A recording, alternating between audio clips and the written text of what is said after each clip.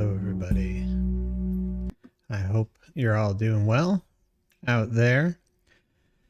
So, just as a reminder, this channel is for educational purposes only. And welcome back to Forever Conscious Research Channel. So today we are going to have another late stream and be going over the channel Love Covered Life. This is Melissa's channel. She also had a guest on, Stephanie Kraft, and she is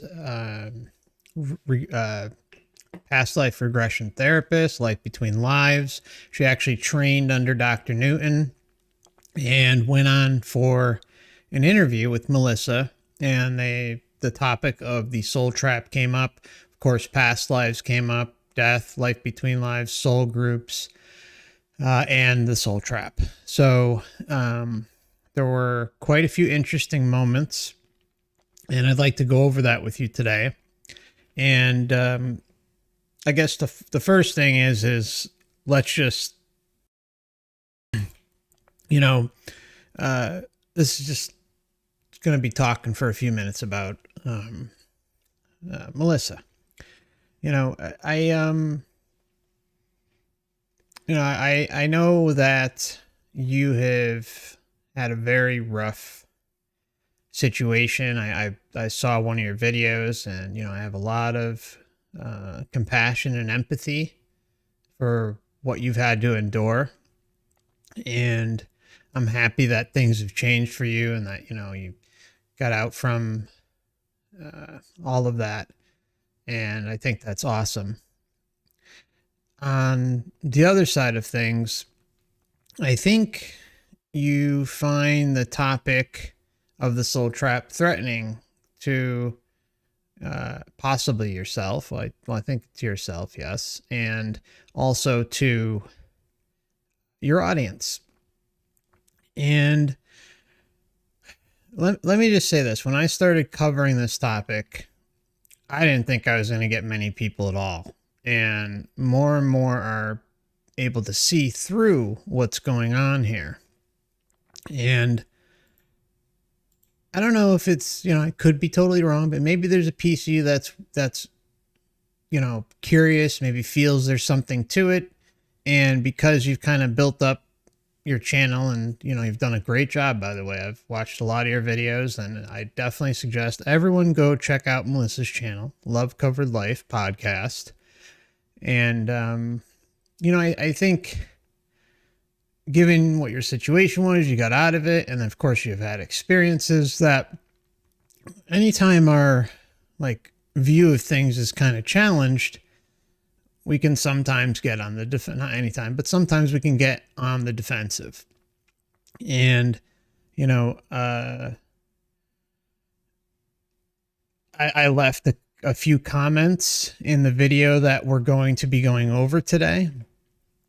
And I can see them on my end, but because, someone told me that, yeah, they saw my comments there and then they were gone. And so then I went and looked in another way, and that is true that my comments are gone. They were deleted. Sometimes, look, YouTube does a lot of wacky things too, right? There's been plenty of people who've left comments like, "FC, where'd my comment go? Where'd my comment go?" It's YouTube, all right? They have these filters that they run through, and the comment got nuked. Or comments get nuked. But, I left a big one, and then I also left, I think, two smaller ones. One was just a timestamp, and it said, we're not saying forced. One of the things that pops up in a number of Melissa's videos when she's interviewing some people is that she's talking about it, that we're saying you're forced to come back here. I'm not saying that, and I know a lot of other people aren't saying that. We're saying that it's deception. You're being deceived back here. But a lot of that comes with things that we have been involved with, right? Yes, it's not fair what goes on here. It's not right. But when you have the memory wipe involved, when you have attachments involved, which are normal, right? It's normal to have attachments while you're here to friends and family and loved ones and pets and so on. And until you could kind of see how those attachments play a massive role in the deception, and because we are kind and caring and give the benefit of the doubt to this system that we're in, it's easy to get lost in the deception. And that's the key thing. Remember that you can't learn, you can't grow if you are being memory wiped after every lifetime and in between. All right. It's just the most nonsensical thing. Like, that is the biggest red flag in all of this. If we came here and, you know, it was like a one-off thing. Sorry, let me just adjust my microphone. It was a little bit low and the levels seem a little low. Hopefully they'll be okay with the video. But anyways, so yeah, we come here and the biggest red flag is that there's the memory wipe. And if we did decide to come and visit Earth as a one-off situation, and or multiple lifetimes, and retained our memories about our essence and who we are and what we're capable of and all that, that would be different. Or if we came here and maybe there's some appeal to being, you know, an eternal, powerful creator being, and coming down and having like this massive reduction in perception and self-awareness and all the memories that come with who we are and where we came from and all that. But throw reincarnation into the mix and then the memory wipe, something is off. Something is really off. It doesn't make sense. And, you know, I'm not going to go too far, but because a lot of it's going to be incorporated into the response. So we'll get to that. I just want to welcome Tom to the Last Timers Club. Welcome, my friend. Thank you for your kind support. Okay, so let's get rolling in this. There's going to be two videos. The first one's a little longer. The second one's short. We'll probably be here for, if I had to guess, maybe about an hour and a half tonight. Maybe two at the tops. So, you know, again, Melissa, I mean, no ill will. My offer for an interview is always open. I'd love to have you come on and we can talk about this if you'd like. I'd also like to make sure that everyone listening knows to, you know, I don't know what kind of comments she's gotten, but,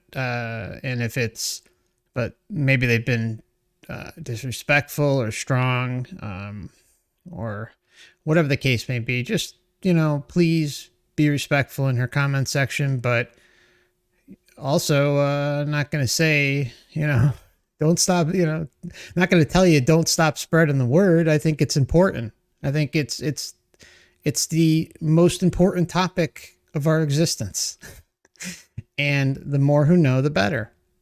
I know for a fact that there have been people that come from all different channels because of many of you out there in the comment section. But, you know, it doesn't help if you're coming on strong. You know, people learning a new concept don't take kindly to, you know, being, I don't know, being thrown like the gamut all at once or something like that. But I know I've seen many of your comments and they're very respectful. So I can't say for, you know, what she's seeing and how people are treating her or her guests, but I also think honesty is important, and that's what today is all about. So let's move on to today's video. If I can find my, there we go. There we go. All right. So again, she's going to be interviewing Stephanie Kraft. She does a short introduction here. And one more thing. I did a response video to Melissa a few months back or sometime earlier in the year, and in short, at first I did a commentary on one of her guests, and then I did a response video to her because she had emailed me, and then also made a community post and then a video about the soul trap. But her email was essentially saying, can you take down your video? And she's basically saying like, she's like, I can't report it because it falls under the fair use guidelines. So basically, she was kind of hinting that, if the, if she could take it down, she would. So, and I get it. It's, it is what it is. But, so anyways, there will be some a little bit heavy commentary and rewinding tonight because I have to really make sure that it's an ironclad fair use claim. So here we go. But for those of you who are not familiar with Stephanie, I'll give you a little bit of background on her. She has been an intuitive energy healer for over 20 years and a hypnotherapist for 19 years. She does life between lives, hypnotherapy, and past life regressions, which is what we're going to talk about today.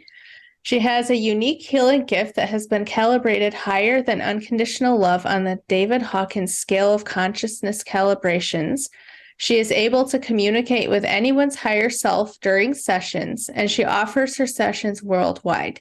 Stephanie has had numerous spiritually transformative experiences and has been studying near-death experiences for many years. She is an author. Okay. I just want you to take into account what she said here. Like, she said that Stephanie's been studying near-death experiences for many years. And what you're going to hear later on is Stephanie say that, yeah, she looks a bunch of NDEs, but she doesn't look at the hell like NDEs or the NDEs. She hasn't looked into them much. I mean, I don't know, but that's what she said. So the intro involves the study of NDEs, but without taking into account the other end of the spectrum that is not love and light. So needs to be said. Experiences and has been studying near-death experiences for many years. She is an author in a new book that is just coming out now called Women Living in Alignment. Details about her new book and everything else she does can be found on her website, stephaniekraft.com. She also makes natural body care products with essential oils, and she infuses her products with her energy healing, and those can be found at radiantsunbotanicals.com. I will have both of those linked in the description. And as I said, today we're going to talk about her work with Life Between Lives hypnotherapy. Thank you so much for joining me, Stephanie. Melissa, thank you so much for having me.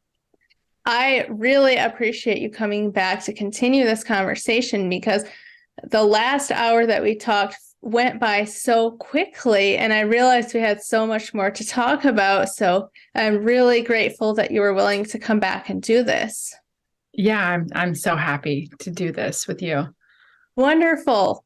So I know we got into this just a little bit in our last interview, but for those who are watching this one first, could you just share, how did you get interested in Life Between Lives therapy? So it was actually a client of mine, or she was a friend too, who brought it to my attention. So I had become a hypnotherapist in 2004, and I was just doing everything you can think of with hypnotherapy, including past life regressions. And I didn't know anything about the life between lives, but I had been obsessively pondering, what happens when we die? I really want to know what it's like on the other side. What do we do? What happens? I was just obsessed with those questions in my mind. Nobody knew that. I didn't talk about it. I was just constantly wondering about it. But anyway, one day, my friend sent me an email and the subject line said, I want to do this. And so I opened it up, and it was an article about someone who had had a Life Between Lives hypnotherapy session. And I read it and I was just astonished that it existed. And I thought to myself, okay, this is why I became a hypnotherapist. I never really understood why, what's the reason, but that day I was like, this is the reason.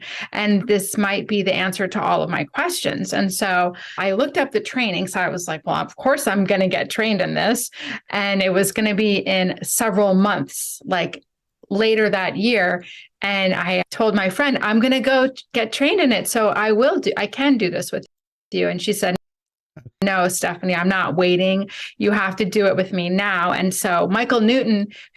Okay, so I just want to throw a little bit of my transformative art into here. As you can see, the green frog that we are all familiar with is a matrix dweller. And let's just continue. I just want to make sure that, you know, we're covering all our bases here. And so she trains with Michael Newton. No, I just picked a random gift, just throwing it in there. Trained in it, so I can do this with you. And she said, no. But it's important for my art and the transformative content. In several months, like later that year. And I told my friend, I'm going to go get trained in it. So I can do this with you. And she said, no, Stephanie, I'm not waiting. You have to do it with me now. And so Michael Newton, who developed Life Between Lives hypnotherapy, had written 2 books, Destiny of Souls and Journey of Souls. Well, Journey of Souls was the first one, then Destiny of Souls. But he also wrote a 3rd book called Life Between Lives hypnotherapy. And that's for him.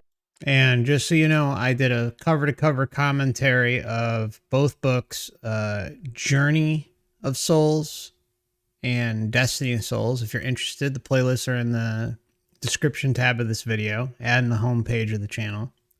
So feel free to check those out. And if you're going to listen to them, Journey of Souls is the first book. Definitely suggest looking at it in order, and then Destiny of Souls. Who developed Life Between Lives hypnotherapy, had written 2 books, Destiny of Souls and Journey of Souls. Well, Journey of Souls was the first one, then Destiny of Souls. But he also wrote a 3rd book called Life Between Lives hypnotherapy. And that's for hypnotherapists to kind of learn how to do sessions. I mean, you have to get trained in it, but at least there's a book he wrote about it. So I got that book. She said, I'm not waiting for you to get trained. Do it now. Get the book, figure it out. So I ordered the book, I read the book, and then I did a session with her that was phenomenal, you know, perfect in every way. And then several months later, I went to get trained in LBL hypnotherapy. And I was so lucky. That was in 2007. I was so lucky because Michael Newton had retired, but he came out of retirement for my training. My training was the last training that he was present at. And so it was an amazing experience, phenomenal week. It was a 40-hour training week. Plus then I had to do many hours of sessions before I could get certified. You have to do all of these sessions and record them and write them up and send them in. And they get reviewed by people at the Michael Newton Institute. So that. Okay. What do you think about maybe if we put this over here? Do you think it makes the art a little bit better? I think it does.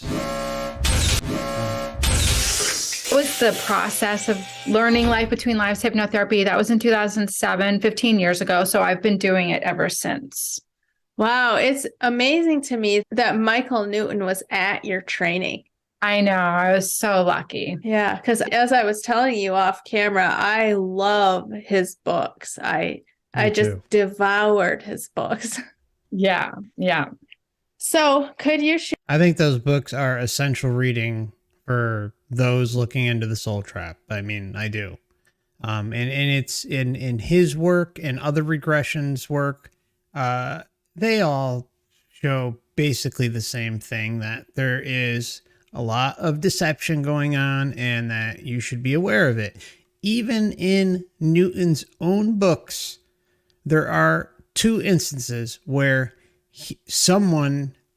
where a person puts him to task and says, whoa, something's wrong here. And we'll go over that in a little while.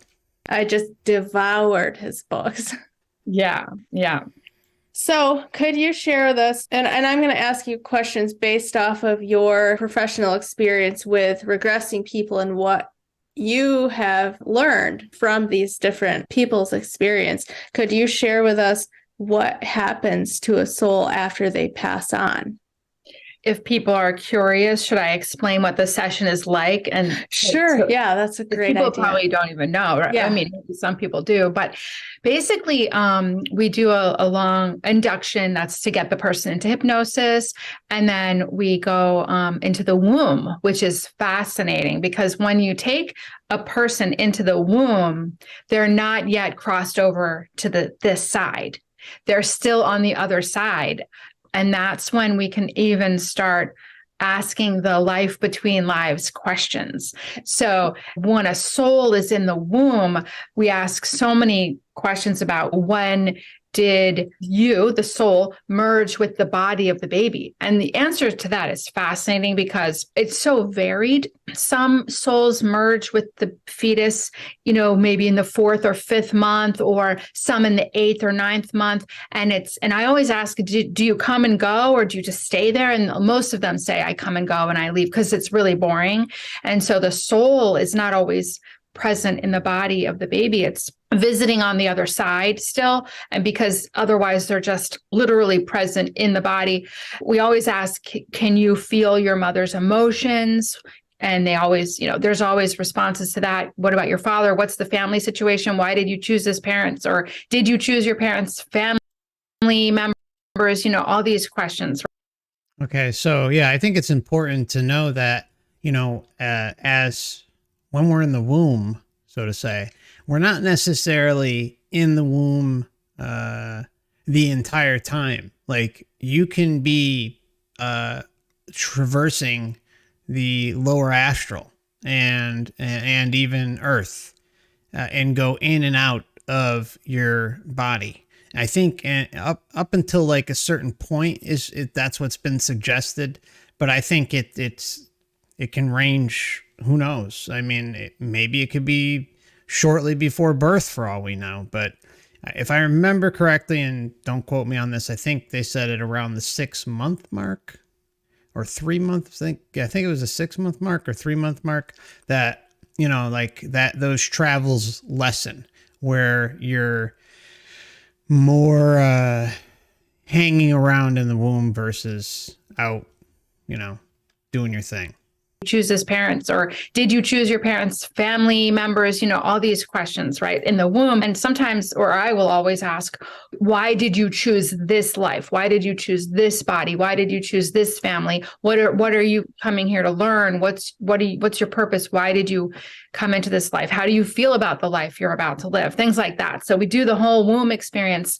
And sometimes people don't have a lot of answers. Some souls do, some souls don't really know that much. It's varied from person to person. And then in this session, we take the person back to childhood just to do some memory warm-ups of earliest memory, happy memory as a child, just to keep going with the deepening and regressing. And then finally, then we take the person we guide. It's all guiding. A hypnotherapist doesn't lead, it's more of an allowing. So we guide them to another lifetime. So a past life. Sometimes I don't like to say past life because they're all happening at the same time, but that's the terminology we all use, right? Another lifetime. And so then they arrive into that lifetime, and we go through a long exploration of that entire life.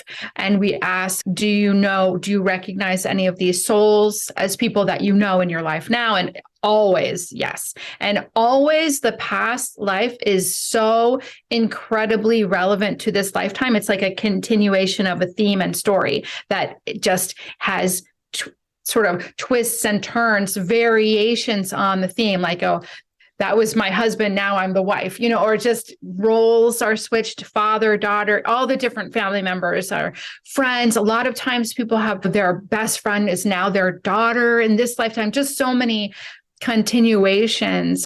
Yeah, so many continuations. I think it's really important that point is driven home, right?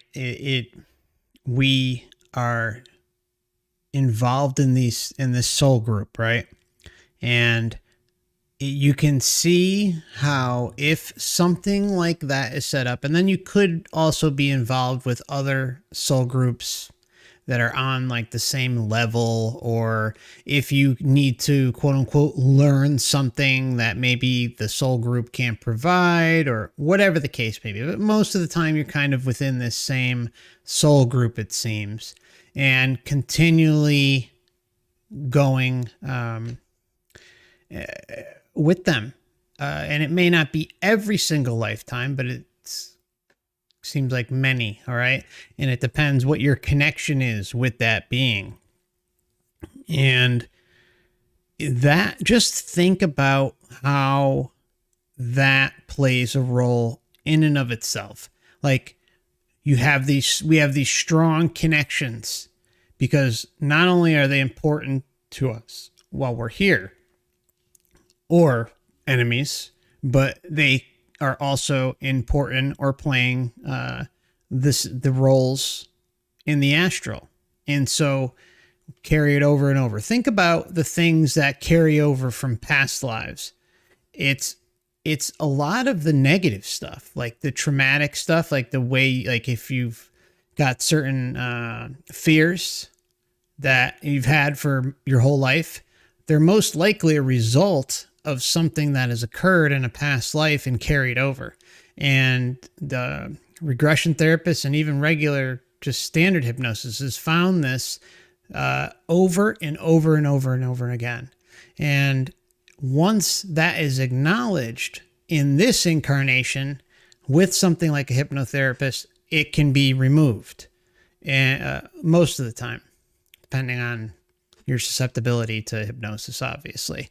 But think about that. So a lot of these traumatic things carry over. Our attachments, they're subconscious, they're blocked away, they're not easily accessible, but they're there. And the same thing applies for the soul group. We have these attachments, we carry them over, and we're all, we're lovey-dovey with each other one time, then we're enemies the next, and playing role reversals. I mean, but it's all subconscious. All subconscious, tucked away. Where's the rest of the memories? Why don't we have them up front and in our face so they're easy to know and see and understand, so we can make rational judgments that are in our best interests about how we're going to proceed while we're here. Remember, you can't learn if you're being memory wiped lifetime after lifetime. Now their daughter in this lifetime, just so many continuations of having lifetimes with the same souls, and then the same kind of situations, or situations that need to be resolved, or karma playing out where, one time I did this to you, this time I'm doing this to you. It's fascinating. So we explore that lifetime all the way through. And this is when we get to the life between lives part, right? When we bring them to the last day of their life. So when we say, okay, be at the last day of your life. And then we ask, how are you dying? Who's there? What's happening? Describe the situation. And then when it's time, once we get through all that and whatever information is coming up, I say, okay, leave the body at the time of death. And always leaving the body at the time of death is like nothing. It's just like a non-occurrence. There's no trauma, nothing. It's just, now I'm looking at the body and I see everybody around me and they're crying, and this is generalizations, right? Because sometimes people are alone, but it's just a general overview. And then, I'll ask, do you stay and linger? What are you doing now? Or do you leave? And then the ones who leave right away, they don't linger behind. They don't try to console anybody. They just shoot out to space or whatever you call it. And I ask, are you moving? Are you being pulled? What is it like? What does it feel like? To talk to you about it. And the audience who's listening, I'm using a lot of words, but it's better for a hypnotherapist to sort of keep asking the questions, what's happening now? What's happening now? So even though I'm sharing words that might be, we would call it leading a client, I don't do that in the session. Just, what do you feel like? What's happening? So it's hard to, I can't just say that to you, but this is what they tell me. I'm being pulled, or I'm slowly moving, or I'm fast, or I've arrived, or, it's all the different ways to get there. And sometimes they're surrounded by just darkness, but it's very comfortable. And sometimes it's light, but sometimes they are met by a guide. Sometimes they're not. Sometimes they meet with their soulmate that they have missed, that either from that lifetime or this one. It's really interesting because when the person crosses over out of that past life that we just visited, the themes are usually relevant to that lifetime. So it's, oh, I'm meeting with my husband, and then we go through like themes related to that life, and then I ask question. They always bring questions, right? So then we kind of shift it to this lifetime. So we have both going on. And sometimes even while we're there on the other side, I will say, because once they're there on the other side, their soul is channeling through them now. It's not the person anymore so much. There's both happening because of our consciousness, but the soul is now able to speak through the person. And I will ask questions directly to the soul. Do you want to take Melissa do you want to show Melissa any other lifetimes?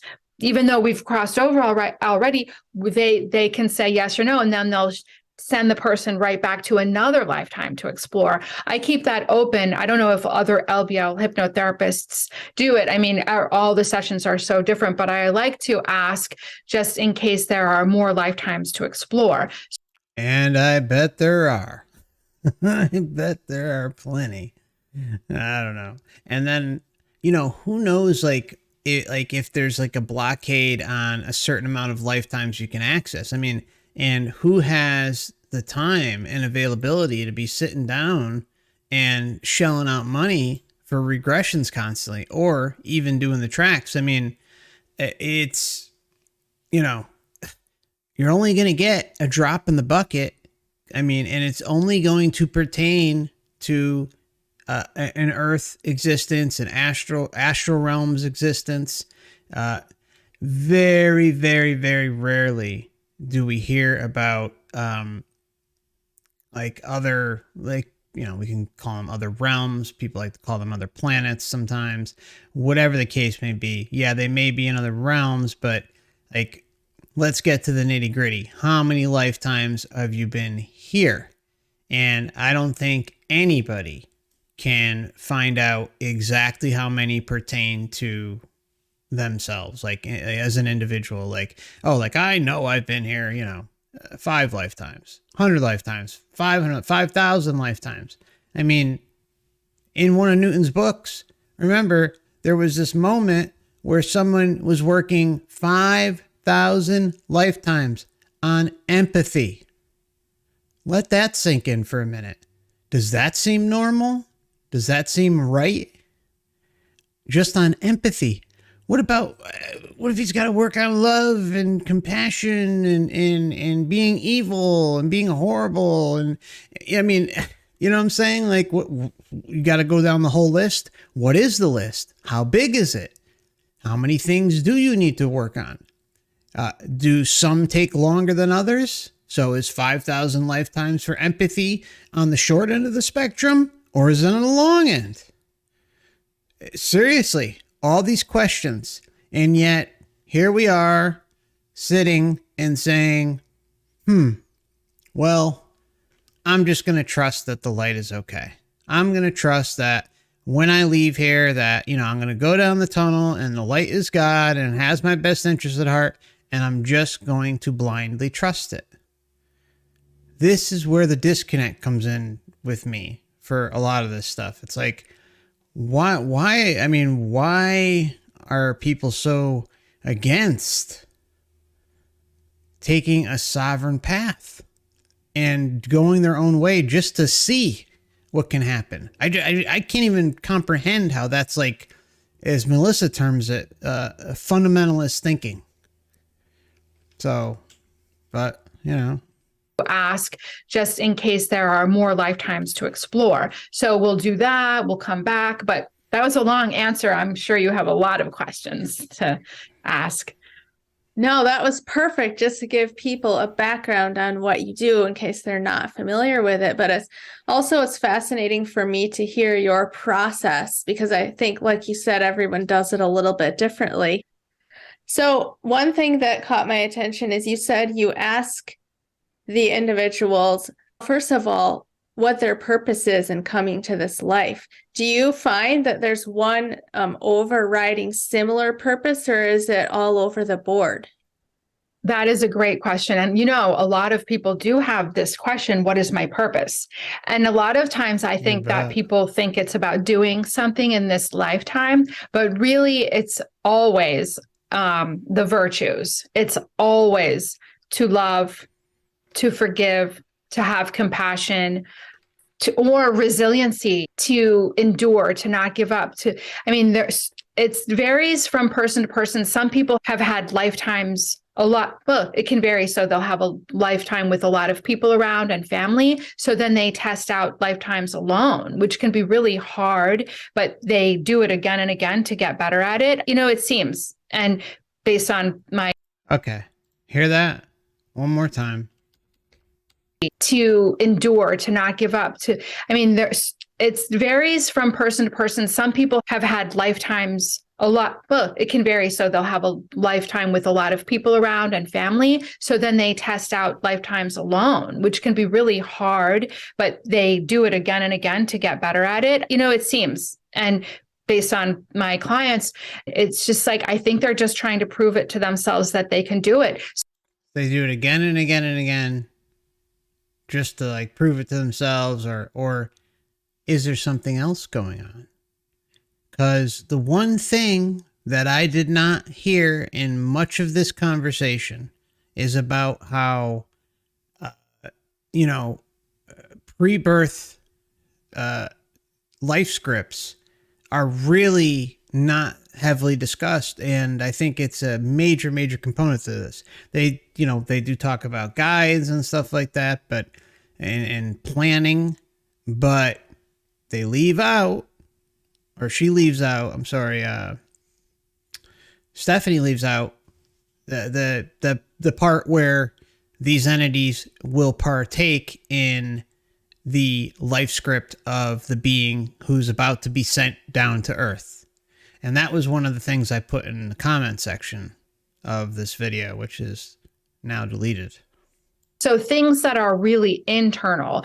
Can I do this better? How well can I do this? Being traumatized and then learning to love unconditionally, or forgive, or protect themselves, or use their voice, speak up for themselves, whatever it might be. But it always comes back to generally these virtues and of how well we handle situations. I've never heard a person say, oh, it's to write a book, or it's to become a stock, trade in the stock market, or it's never a thing to do. It's always these internal processes of becoming a better, more refined human. Okay. Better, more refined human.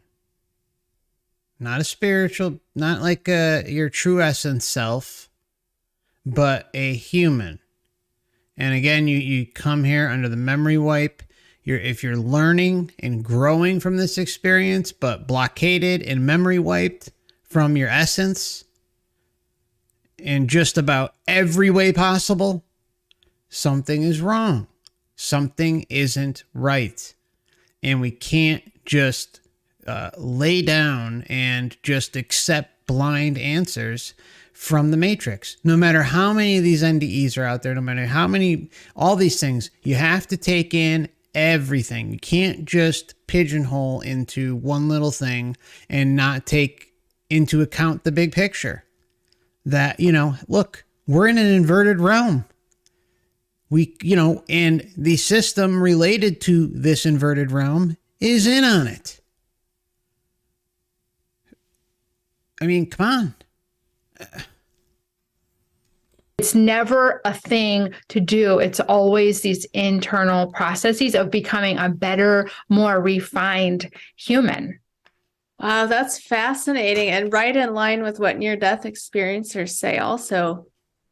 Yes, there are the similarities between lives hypnotherapy sessions and NDEs are astounding. Exactly. They cross over in a big way, and that's why I like to mention how they are data points in the big outline. and we're at over 20 now that are 20 different types of things, experiencers that are experiencer types, and they point to the big picture of this being one big fat deception. And past life regressions, life between lives, pre-birth memories, NDEs, they all flow like a gem into one another and give us the outline of the deception. Yeah. Another thing that caught my attention is that you said you'll ask them how they're feeling about the life. So I'm just curious if people are excited or are they scared, or have you ever run across somebody who feels like they were forced into it? Yes. So this is very interesting. Okay, so before she continues, now she's gonna talk about her early years in regressions, all right? And then how things have changed. But it's going to lead down another path that I have noticed online in the New Age community. And so to me, it regardless of when this happened and how accurate it is, I don't know. I'm not saying it's BS, but her interpretation of why things changed or have changed since, her early years of regression is something that is taken right out of when the soul trap started picking up speed, and the New Agers got a hold of it, because obviously there were people in their comment section saying, hey, what's up with this? Can you explain this? And blah, blah. And of course, they give the love and light answer, and that everything is, hunky dory. But, okay, anyways, I'll save it. Sorry. Have you ever run across somebody who feels like they were forced into it? Yes. So this is very interesting, because for many years in the beginning of doing this, I had so many souls saying that they did not want to be born and they were forced to come here, and they would cry and they would say, I don't want to come. I don't want to do it. They made me. And they were dreading this life and this world. Dreading this life in this world. Key things. Something you see in pre-birth memories is that they did not want to come here. And the ears who go, they did not want to come back. Over and over and over we hear this. In the regressions, I've heard it a ton of times as well. Life between lives, like the lead up to it, it's always this dread. It's like they're just being dragged along, and it's like, you got to ask yourself, they don't want to come, but yet they're here. They don't want to come, but yet they end up here anyways, or they end up back here from an NDE. The problem is the interactions. Interacting with these beings is step one that you just can't. You cannot risk it. Stand in your sovereignty. Know that you're going to be all right, that you run your own show, and that nothing rules over you or tells you what to do. But once you get to that light, once you move along in the process that results in rebirth at some point, or at least being a cog in the matrix for a while before you probably end up back here anyways, it's too late to at that point, because they've already memory wiped you. They've already got you in their realm structures, just like we're in here in this enclosed realm, and nobody leaves here until they die. So just like it is here, they have systems set up there to distract and basically mislead you. All right. But I also think they're able to apply this memory wipe that is ongoing in the astral, even though you're way more opened up. And that's why they have to kind of give a little more breathing room to you too, because they want to make sure that you're going along with the show. and they don't want any sort of self-realization while you're there, despite you being a lot more open and capable than you are here. But there is clear as day evidence that something is off. And if all of these beings did not want to come here, they didn't want to come back, then why does it keep happening? Because they've already gone too far down the path of the reincarnation highway. I mean, what else could it be? I mean, there's got to be these systems put in place that make them almost close to like almost 0% chance of them being able to say no, or they're just getting harassed and harassed and harassed until they go and they just get it over with and say, all right, damn it, I'll just go and do this damn thing, and whoop, memory wiped again. And oh, a new lifetime, welcome to Earth. Saying that they did not want to be born and they were forced to come here, and they would cry and they would say, I don't want to come. I don't want to do it. They made me. And they were dreading this life and this world.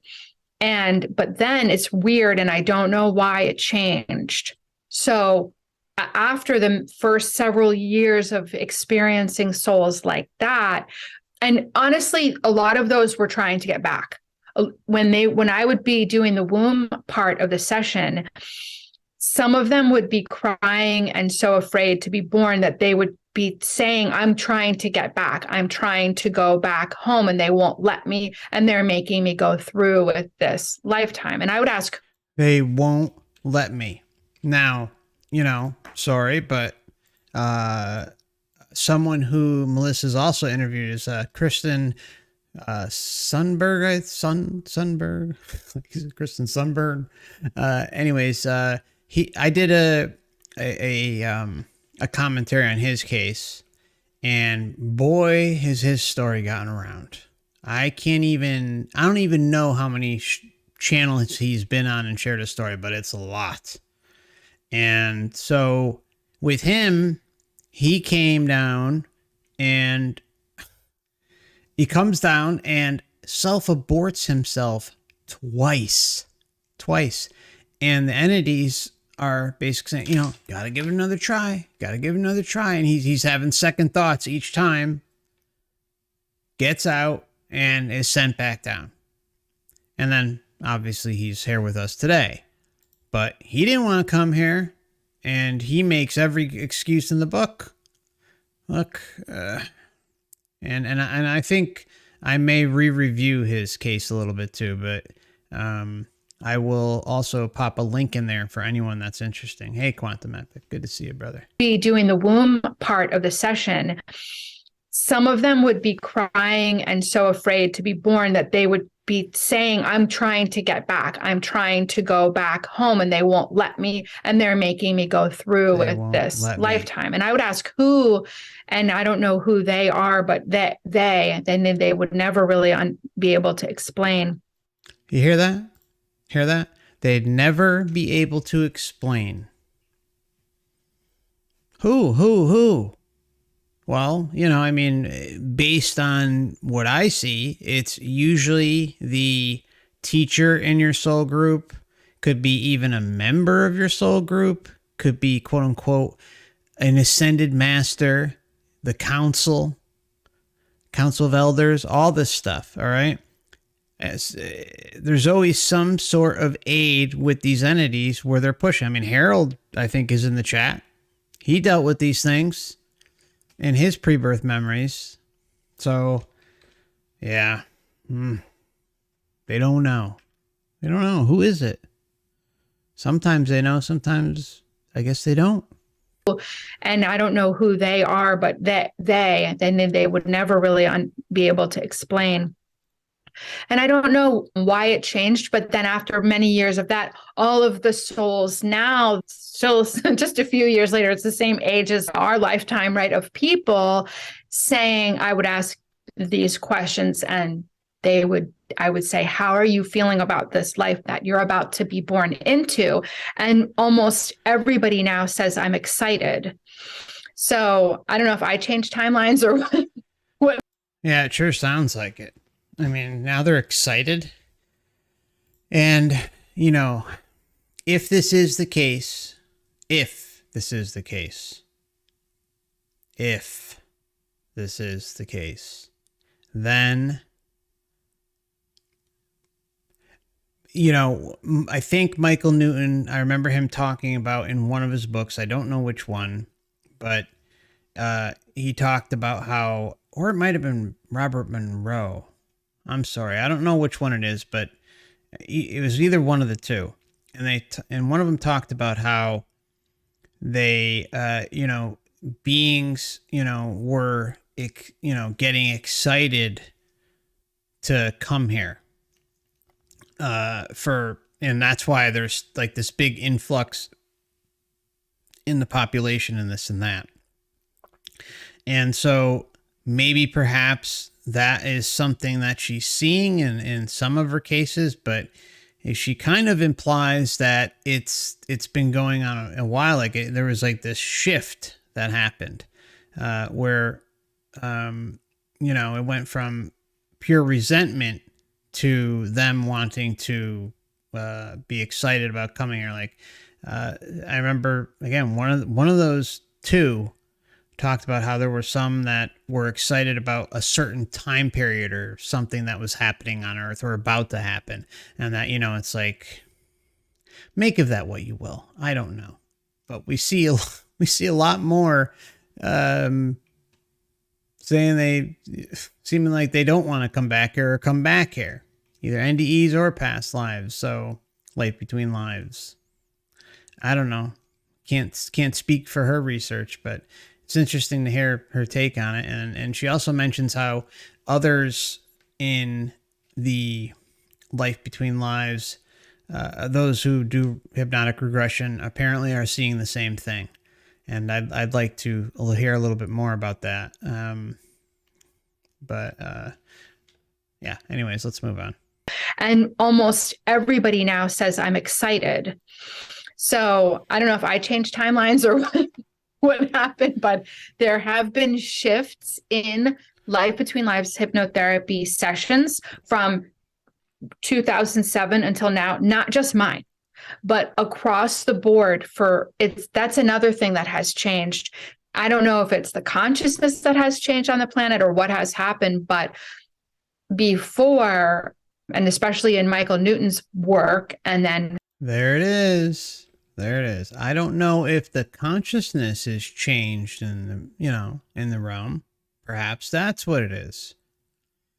I mean, you know, that to me is very buzzwordy in the new age. You know, consciousness shift, the new earth. Things are about a changing.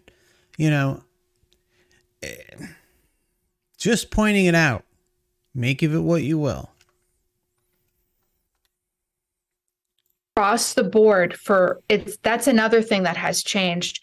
I don't know if it's the consciousness that has changed on the planet or what has happened, but before, and especially in Michael Newton's work, and then subsequent, you know, the trainings of LBL therapists after that, the way that he described the sessions would be the way that they would happen, in a way. Like you would be met by a guide, you would meet with your soul group, you would go to these different places. At some point in the beginning of when I started doing this 15 years ago, my sessions became automatically somewhat different, where they would just be in their soul state and channeling their soul information and not needing a guide to meet with them and not needing to go to these different places. It became very much pure dialogue of the soul sharing information. So that's How do we know that? How do we know that there's not any sort of assistance going on? I mean, I'm not saying what she's saying isn't the truth, but I don't know. I mean, you're still under hypnosis. You're still in a state where you can be subject to suggestion. And that's like the most important thing. If you're ever considering doing something like this, you want to talk to regressionists first. Like, you want to make sure that you're letting them know that you don't want any sort of suggestion. You just want to let it flow and see what happens. Very, very light questioning, so that, hey, what are you seeing right now? Are you talking with anybody? Are you going anywhere? What are you wearing? Who are you with? On and on and on. Very, very basic, stripped down questions that don't say something like, "Oh, are you in a field with rolling hills and a stream? And are there clouds in the sky? Is there like a well at the top of the hill?" I mean, what I'm saying? Like, these are the things that start to where you can be subject to suggestion and start to make up things. And who's to say when they're in the hypnotic state that they're actually going there?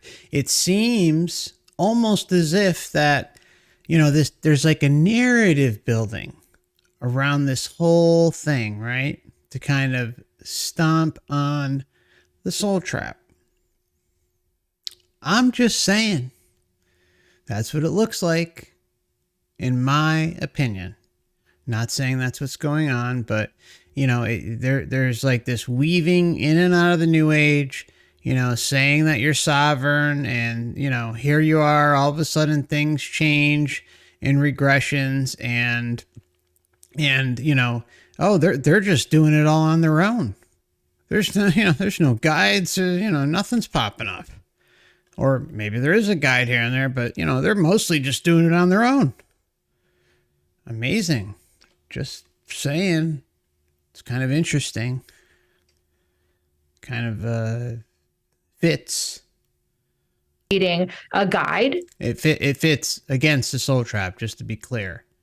Just be in. And in favor of sovereignty. Became automatically somewhat different, where they would just be in their soul state and channeling their soul information and not needing a guide to meet with them and not needing to go to these different places. It became very much pure dialogue of the soul sharing information. I'm just going to say this right now. I've spoken with a number of regression therapists, not a lot, but about a handful. All right. And many of them are still under the new age thinking. And there's almost always some sort of guide. Almost always. Or someone in the soul group, or sometimes even the council will be there. But a lot of times there is some sort of guide. Okay. And these are fairly recent conversations over the last few years. They're not anything, not like, they're recent. They're recent enough where it's like, if we take into account what Stephanie's saying about her sessions, it doesn't necessarily align with some of the things I've heard. Now, not everyone is trained through the Michael Newton way of regression. So I have to be upfront about that. Got to be, make that known that, perhaps because there's a different education going on with the Life Between Lives and the Newton group there versus some others, that maybe that plays a role. And the other thing I'd like to point out, and this very well may impact things, but I don't think it does, but it must on some small level. It really depends on the regression therapist, because like we were talking about with suggestion, and even if suggestion isn't there, what if like the regression therapist's mindset plays a role? You also, there's no doubt that the person who comes in for a regression is likely going into it based on information that they've already heard through sources like the internet, right? And hearing others' regressions and wait, this is what it's going to be like. This is what you may expect, and on and on and on. So, can the one giving the regression possibly impact the experience a little more under one ideology versus the other? Maybe. I don't know. But as long as they're not being suggestive, you would think it wouldn't matter. I don't know. Dialogue of the soul sharing information. So that's a change that has happened from since he wrote the books. And it's not just me, it's the LBL hypnotherapists are experiencing the same thing, similar things. And I can't speak for everybody, but we've said that this has been happening. Okay, so she's saying the LBL. Okay, so if true, it's specific to the LBL crowd. So, I got to retract some of what I was saying there, because let's see, 4 of the 5 I don't think were trained under Newton's protocol, and 1 was. But they still said definitively, almost all of them said, most of the ones that they went through did not want to come back. Over and over and over here. Yeah, there are exceptions, but it's something that I see or have heard. I'm not a regression therapist, but I've heard about just overall what their clients are experiencing, just to try and feel them out and see what they're talking about. The LBL hypnotherapists are experiencing the same thing, similar things. And I can't speak for everybody, but we've said that this has been happening. Wow, that's fascinating. Yes. Do you have an opinion, like a personal opinion on what that shift might be? That to me immediately just says that we're becoming more aware and that we may not need as much hand holding. Sometimes don't need hand holding. We're becoming more aware. May not need as much hand holding. Sometimes before, people would say, I don't know where to go, or I don't know what to do. And I would say, well, look around, do you see anything? Or a guide would come right away. Sometimes there's a light in the distance, and we just help them let the light come closer or go closer to the light. And it always usually turns out to be a being to help or something. But I think it must be a being to help. It's in the distance, but there's still a being helping. Wouldn't that kind of fall under the classification of a guide? But, I thought it was kind of showing that, guidance wasn't happening. And what does the light do best?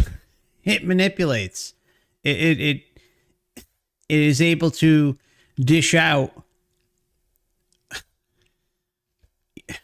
memory wipes and just take control of somebody. Now, are they getting valid information when they're at the light about their past lives? Maybe. Probably. There's probably a lot of truth in there about what they've experienced, but you can see how there's a little bit of a contradiction there. Turns out to be a being to help or something.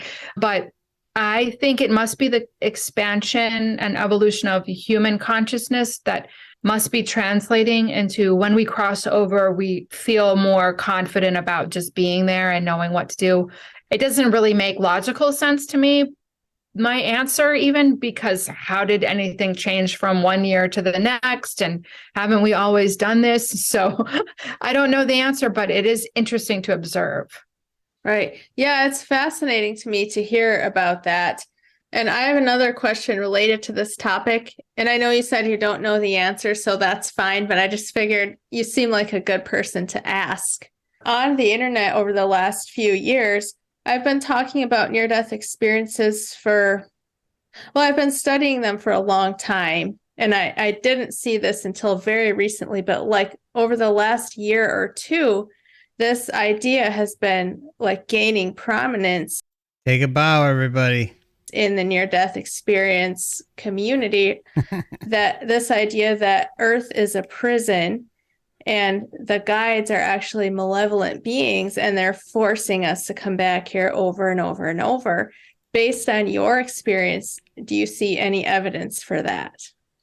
I did start to see that, and I did start to wonder about that. Not that I did start to see that concretely, Yeah. but I started to wonder about that, and I had read a lot about that. And, I have an interesting journey with this Life Between Lives hypnotherapy, because when I discovered that concept, and it really did relate to all of these clients, almost all that were saying that they were forced to come here and that they didn't want to, I actually stopped doing LBL hypnotherapy because of that. Now, I'd like to throw this out there. She's been in this a while. Like I did a little digging, and I could be wrong, but and I'm talking maybe 3-4 hours of kind of going through videos and there's just not much, all right, but just a little bit. And I didn't see any of this mentioned. Now, perhaps she's brought this up years ago, but you would think that it would be something that's out there, and maybe it is. But if any of you do happen to run across a video or maybe a post somewhere on the internet where she's talked about this stuff in the past, prior to the last couple of years, please feel free to leave a link in the description below or in the comment section below. Stopped doing LBL hypnotherapy because of that. This was in around 2009 or something. And then my soul, I'm guided by my soul. So whatever my higher self or my soul is pushing me to do, I'll do. And eventually it came back around because people were calling me a lot for sessions.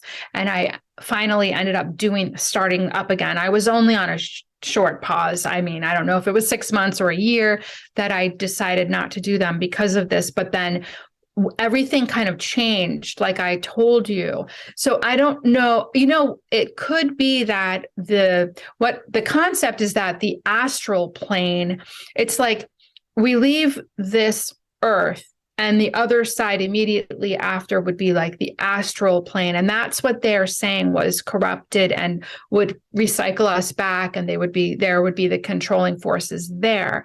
So people going through the regressions were saying this, but this, with the exception of maybe a few that picked up on a lot of the, how do I put this? The, that they, I don't know, how do I put this? Kind of having a brain fart here. Anyways, let me rewind it so I can hear it again. Sorry. Sorry, guys. Earth and the other side immediately after. That's my line brain. Earth and the other side immediately after would be like the astral plane. And that's what they're saying was corrupted and would recycle us back. And there would be the controlling forces there. So yeah, this is what I meant to say. How come this isn't like a more prominent thing if it was so prevalent? I mean, she said herself it was almost all her cases, and then there was a shift. So I have never run across that information being openly discussed among regression therapists. Maybe it's out there. The only way I see it is by decoding cases and listening to them and hearing what they're saying and saying clearly there's a bunch of BS going on. But as far as you would think this would be the talk of the town, right? Like that this would be discussed in a big way out there. If this is what people were finding for many years. Where's the information? There would be the controlling forces there. I almost feel like perhaps there was a cleanup of that, and that's why the sessions may have changed, because it was crossing over. It was into the astral plane where those beings were, and then that's where they were. Remember, there's a cleanup. That they were there before, but they're not there anymore. crossing over, it was into the astral plane where those beings were. And then that's what the sessions were like, kind of like the way Michael Newton wrote about them. And then when I started up again, people were bypassing that whole realm and going directly to probably like a higher level where there weren't the things that he would describe in the book. And so the entire control system is gone. Okay, as described in the book, the hierarchical system, the color coding, all this stuff that's in that book. And you know, it was cleaned out, and she thinks that, you know, everyone kind of at a certain point started bypassing the astral, the lower astral, and going to a higher level. Now, even if this is the case, and I'm sorry, but you know, this place is still a dumpster fire. There's still a control mechanism here. There's still people being reincarnated. There's still people coming here with the memory wipe. And there's still the whole, you know, people are still having near-death experiences and telling us about everything going on. And we're hearing about memory wipes and all this other stuff. All this stuff exists. But so even if, let's just say that all that's not there, and it is, then they bypass all that, go to the next level, and, you know, everything's hunky-dory up there. How do you know that that isn't part of it? See what I'm saying? It doesn't matter in the end, because as long as you choose not to interact, you walk the path of non-interference, sovereignty, liberation, you have nothing to worry about. But if you don't, and you just blindly believe that everything is as advertised, then you're just cutting yourself short in the end, regardless of what's going on. Directly to probably like a higher level where there weren't the things that he would describe in the book.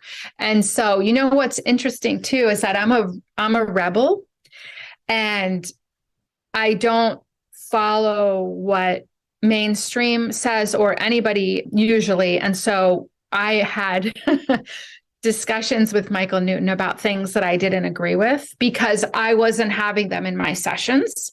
And I don't want to stir up controversy, but we did have an online forum for the hypnotherapists, and he was part of it. He would participate with all of us. And this is where I would have my discussions with him in our forum. And I would ask a lot of questions and say, this is not happening. This is what it's like in my session. So I'm not a rule follower. And a lot of the things that he wrote about seemed like rules, like this color equals this level of soul evolution.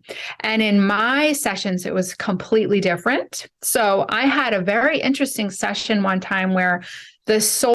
Okay, before she continues, I've heard other regression therapists talk about that. So, you know, not even necessarily discounting that, you know, who knows?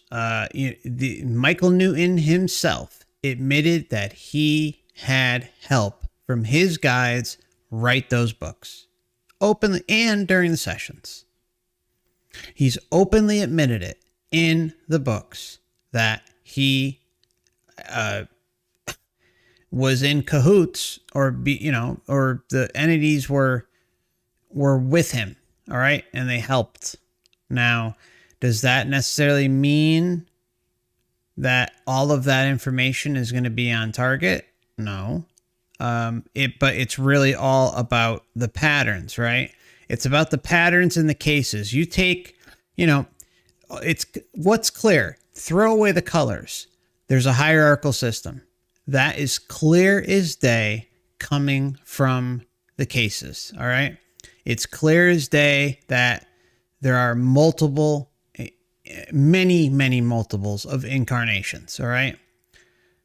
From the cases. And there are some that, you know, I think there's a few in there that, you know, were new and this and that and blah, blah, blah.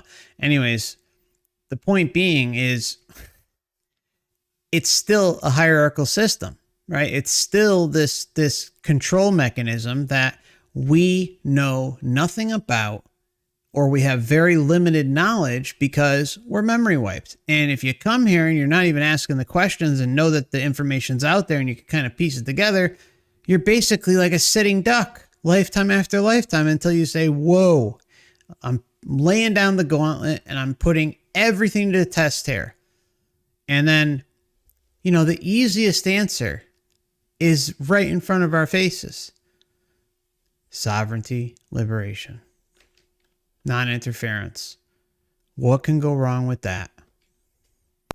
Equals this level of soul evolution. And in my sessions, it was completely different. So I had a very interesting session one time where the soul had a level of a guide. The soul was a guide.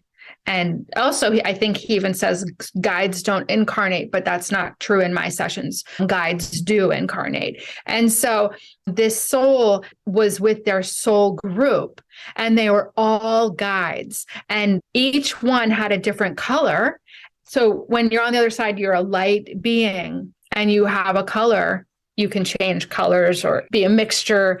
But this client, it described the meaning of each color and the purpose. Each color had a different frequency or purpose, and it was to guide people. You know, this one is compassion. I don't remember the colors. Theme of compassion. This one is for inspiration, creativity. And I would ask, are they equal like levels or yes, you can't compare or put in a hierarchy what color is higher than another, or what theme or quality is more important than another or higher than another. So I have found, and a lot of other hypnotherapists, LBL therapists have said this too, that the colors that he wrote about are not the way that he says in terms of an evolution of a soul. They're all equal and just have different purposes or meanings. There are colors for a healer soul. Okay, so there's purposes and meanings, which means they're still working on something as it relates to them based on the hierarchical system around them and the soul group and the attachments. So yeah, even if we throw all of the color coding stuff away and it means based on your evolution and this and that, and you know, who knows, right? Who really knows? But the point is we do get consistency with the hierarchical system, just like it happens down here. Christ, they talk about how you sometimes you got to work in the astral. Yeah, you don't have a body in this, that, but who the hell wants to, you know, kick the bucket here and then, go across and you're working? I've seen NDEs where they talk about they're in a realm, and you know, it's a beautiful realm. Usually there's like a river and some hills or something, like rolling grass. Very nice realm, and certain segments may have people like, or not people, but spirits, if they're real, you know, picking the fields and stuff. They're working. And then there's soul classes. What the hell's going on in those soul classes? We don't get much out of those soul classes. To this day, very, very limited information. It's an area that is not too well known. We hear that there's some sort of like classroom type atmosphere similar to here. But as far as extracting information about what the hell's going on in those things, not much. Why do they even exist in the first place? Why is there a school setting? Way that he says in terms of an evolution of a soul. They're all equal and just have different purposes or meanings. There are colors for a healer soul, and they can even vary. So soul groups are so varied and different with their specialties. But so going back to your question, I went on a tangent there, but I feel like perhaps there has been a cleanup of some of that, and that we are going directly to a higher realm beyond the astral plane in our sessions. And I think that's actually the answer to the question that you had asked before and this one, that why did that change? I can only assume that that's the shift that happened. Maybe our consciousness became aware of that prison type of situation or that trap, and that we broke through. Because if we are humans, but we're having a spiritual experience on the other side simultaneously, and maybe our soul said no more of this, and maybe we took care of it in some way, because I really have Whoa. Maybe we just took care of it in some way. I mean, look, she admits this is her opinion, right? But we cleared it up some way. I mean, what it's doing, and this is going to like lead into the back half, is it's kind of just providing this comfort, right? It's the savior mentality. There's always something out there. Hey, and it might be you. It might be us. We got rid of this whole parasitic system. Mind you, all the information that I share on this channel is modern. Modern. I mean, there's a few that, I mean, still even the 80s and 90s. I mean, I think I went over some 60s and 70s NDEs, but the bulk of them are fairly recent, within the last 20, 30 years. That's the general, like, 5, 10, 20, 30 years tops. Like, that's like really the window that I'm in a lot. So, seriously, like, how have things changed? I mean, it's just not true. It's just not. And heck, I mean, this is really out there. And, I'm just going to say this. Maybe if this is happening, if there is some sort of, not happening, but if there's this perception of it happening, then it's a shift, because the matrix may be adjusting for this type of information getting out there about the soul trap specifically. Now, I don't necessarily think that, but if you really want to go out there, like, they would adjust accordingly, right? And change the narrative. But I really don't believe that. I really don't. Type of situation or that trap, and that we broke through. Because if we are humans, but we're having a spiritual experience on the other side simultaneously, and maybe our soul said no more of this, and maybe we took care of it in some way, because I really have experienced the change in my sessions. They're not like the books anymore.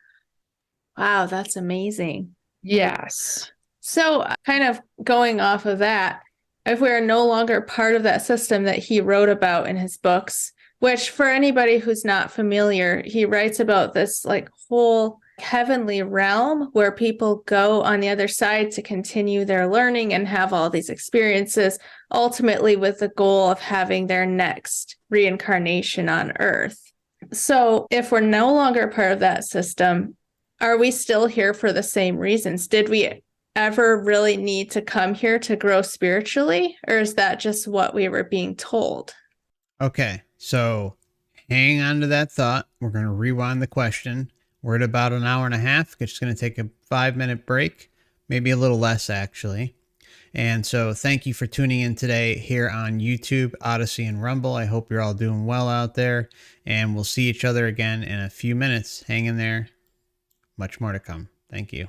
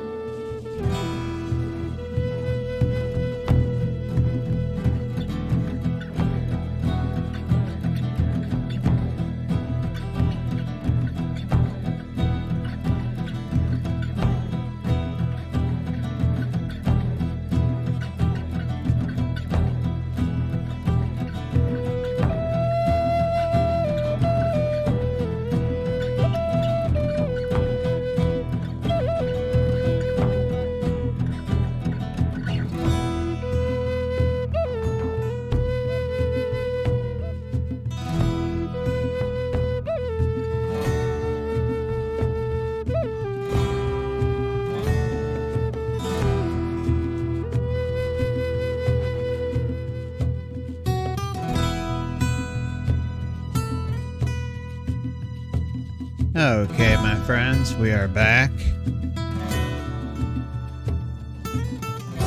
And just as a reminder, this channel is for educational purposes only. And also wanted to throw out that starting, I believe we're going to be doing it next week, actually, next weekend sometime. We'll be doing dedicated streams over on Odyssey and Rumble. And they won't be available here on YouTube. So if you're interested in signing up, check the description tab.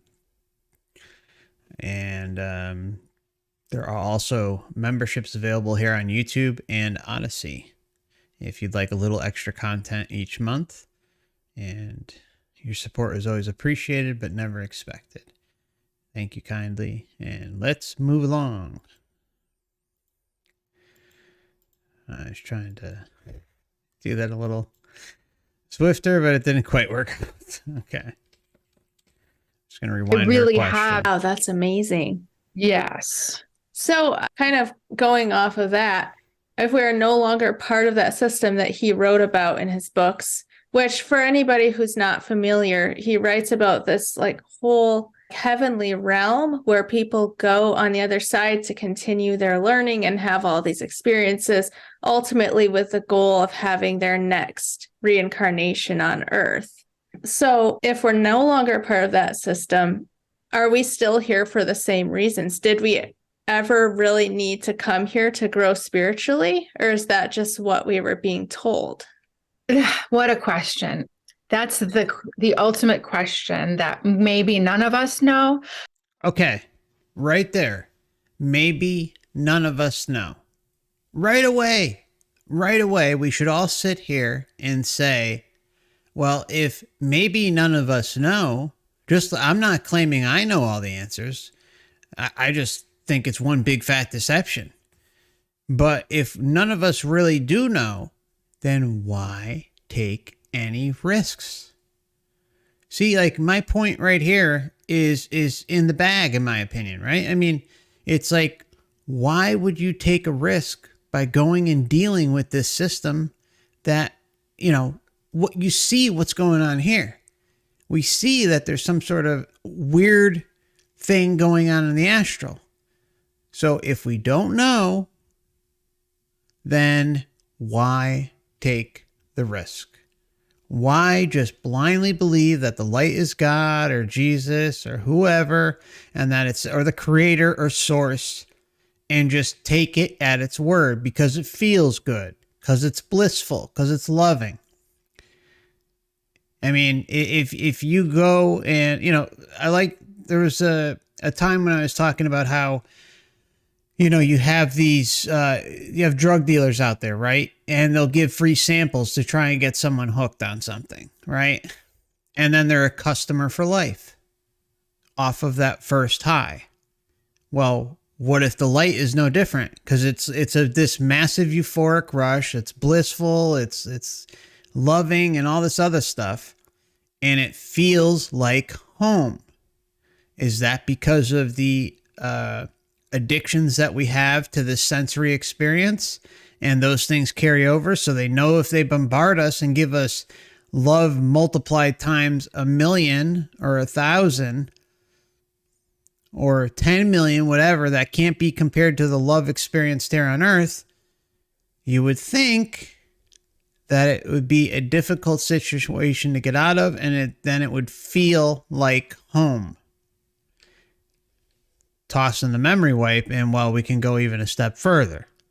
But if we don't know, and it's the $1,000 question, well, there's a problem there. What a question. That's the ultimate question that maybe none of us know.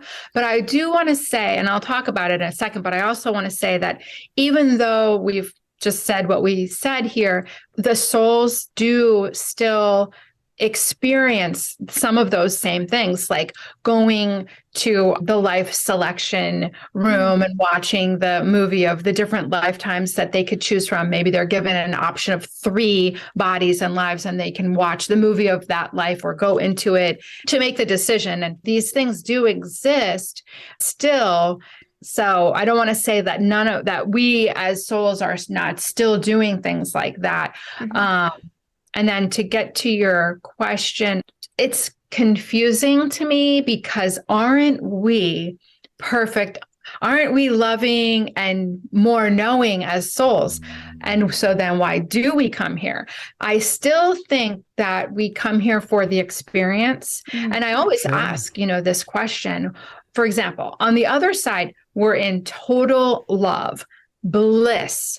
We don't have a physical body. We don't even have an emotional body because the emotional. Okay. I'm sorry, but I got to pause it there because she's going to jump ahead a little bit much and then I'm going to forget. So just bear with me. This question, for example, on the other side, we're in total love. On the other side, we're in total love and bliss compared to this whole experience.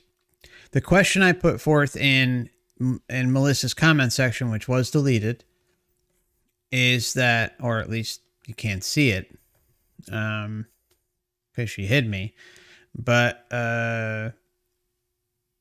in there I put, well, how do we know that everything is loving and blissful? What if that's only temporary? What if it's only in certain realms? What if it only pertains to the light and maybe a couple other realms? What if it's not the case elsewhere inside the matrix? What if it's just like a few select pit stops, and one of those pit stops just happens to be when you're dying and crossing over, when it wants to suck you back in and make you realize that, hey, I'm in control, listen to me, and come with us. Let's go. I'm God, I'm source, I'm the creator. I'm going to bombard you with this love bomb and this bliss feeling, and hey, welcome home. Now, get back in line and do as you're told, because we're the Matrix and you believe us, and because you're not asserting yourself as a creator being with sovereignty and liberation in your heart, well, we control the show now. Next. It's like a conveyor belt. Next. So again, how many of these blissful type realms exist? We know there's hell type realms. Okay, we know there's all sorts of wacky realms. Okay, there's a lot of things out there.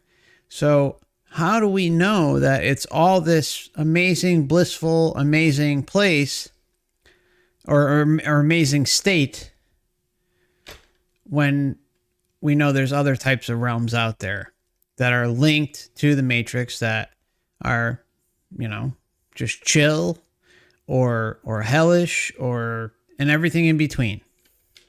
This question, for example, on the other side, we're in total love, bliss. We don't have a physical body. We don't even have an emotional body because the emotional body of the human comes with the human form. And so we don't have those extremes of emotions. And so we want to, every time I ask that, the answer is that it's fun. And so I think it's a challenge. I think maybe it gets boring. I don't know if it could possibly get boring on the other side, but it's the contrast. And so I even had a client that it was hilarious. He and his soul group thought that every single thing that happened on Earth was hilarious. They thought it was all hilarious. Oh yeah, it's such a murder and rape and abuse and hunger and just malnutrition and cults and not having clean water and all that stuff. Oh, it's such a joke down there. What a clown show. Seriously, look at them. Look at them suffering down there. I mean, you see the type of bullshit we're dealing with? You see the type of mentality that so many have pigeoned themselves into, because they just want to believe that what they're being told is the truth. And I get it. I was in these things. I was looking at all this stuff and in it, hook, line, and sinker. Hook, line, and sinker.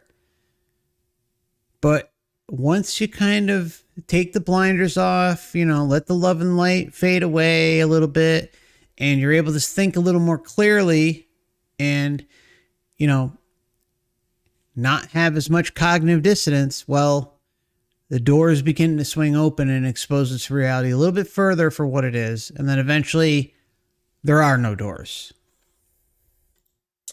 And so, not everybody's ready to hear that here. And it was funny. We were both laughing a lot because of how funny they were perceiving things as souls. So I had another client. This was a fascinating story. She and her husband, they had been married for, I think, 25 or 30 years and this was all in the plan that. Wait till you hear this. This was a fascinating story. She and her husband, they had been married for, I think, 25 or 30 years and this was all in the plan that he would then have an affair and their marriage would end. And the souls explained that they had made this agreement because they thought it would be fun. They thought that her being so devastated would be fun, and him being so regretful and alone after that, because it wouldn't work out with the affair, and then she would leave him and then he would be alone. He thought it would be fun to be devastated and alone for the rest of his life. And then she actually had another love come into her life that was planned, and she would find love and happiness and he would know about it. And they thought that this whole dynamic would be fun. Wow. I know. We're going to make both sides miserable, and it's going to be fun. You know what that sounds like? It sounds like the freaking pre-birth memory type planning, right? That's what it sounds like. It sounds like entity interference, okay? And what she says, like, oh, they planned it themselves. Well, guess what? Yeah, there was some sort of plan there, all right? But it was they were being poked. Well, why don't you choose this life script? And yeah, you do have free will when you come down here, but you also have a life script. And if you're not aware that you have a life script and everything in between and everything starts to play itself out the way it's supposed to, well, then, yeah, you're going to cheat on your wife. You're going to cheat on your girlfriend. You're going to break up. You're going to break her heart. And, she's going to find someone. You're going to be alone. And everyone, big fun. I mean, seriously. This is not something you see in cases is that they don't want to come back, right? We see that over and over again. But then you also see things where some beings want the extra challenge because they want to be able to move forward faster and get it over with. All right. So if they put enough on their plate in, let's just say, the most recent incarnation, then it's less that they have to deal with overall down the road in the upcoming incarnations. Or, in the comment I left on her channel, I said, does anyone else find this sick and twisted, like that story? I think it is. But there's no way that is just a decision between the two souls. I'm sorry. These entities are always involving themselves. Always. We see it constantly. Now, could there be maybe a few exceptions out there where we've heard? Sure, maybe they exist. But if you're memory wiped and you don't know what the hell your life script is and what you even chose or who may have been involved with helping you choose, what does it matter? What does it matter? If you don't have any memory of what you chose before you came here, it still doesn't matter. You're still like at the beck and call of the Matrix and just hoping and banking on faith and belief that everything will be okay and there is a reason for all this happening, and it's not anything to do with a parasitic matrix or negative entities or no. It's because everything's love. I thought that this whole dynamic would be fun. Wow. I know. So really, I think the answer is that We come for the experience. The emotional body here is so intense, and we can't get that on the other side. The physical experience is so intense. And we want to know how well we can do with things. Another thing is that we love the progress. We love the healing progress. So wait to hear this, guys. Buckle up. Okay, you ready? All right. Be prepared. and do with things. Another thing is that we love the progress. We love the healing progress. So it's go and process. So if we have a wound, like a broken leg or a broken heart, or we've gone through some major traumas, we as souls love the process of going from that devastation through the healing process. We love that part of it. So the trauma and the devastation, we love it. So that in the end, we can work on healing it. How sick and twisted is that? And you know what? I think she may be right. I really do. I think that, like, when you're in the thick of things of the experience, that plays a role because it's all linked into this addiction to the experience in general, like with coming here. But it's sick and twisted, and it cannot be rationalized. I don't care who is saying. You can give me all of the excuses in the world, and none of them are going to fit and make sense because the memory wipe, because of how all this stuff interconnects, and it's like a perfect conveyor belt of deception and debauchery. All right, it really is sick. There's no more excuses, and the sooner we all kind of get to that point, the better. Because then it's like, hey, you're walking your own path, doing your own thing, and not letting anyone else tell you what to do. What's wrong with that? And see what happens. Just see. Just see. Again, I'm not saying I have all the answers by any means, but it can't hurt to at least try. Wow, I can relate to that in my own life experience, actually. Me too. Do you think there's a sense in which it's still important that we're loving and compassionate through all of this, that we're trying to bring out that nature in us, or is it just for the experience and that's it? It's all about love. Just like the vast majority of the NDers who come back, it's the same in Life Between Lives hypnotherapy. The theme is always, always, always to love. So that's the number one. We are meant to love. We are meant to forgive all. We're meant to love everyone, be loving. That is the number one purpose and theme of life as a human. Sorry about that. I look, I think love, empathy, compassion, it's the best thing that humanity has to offer while you're here. Okay.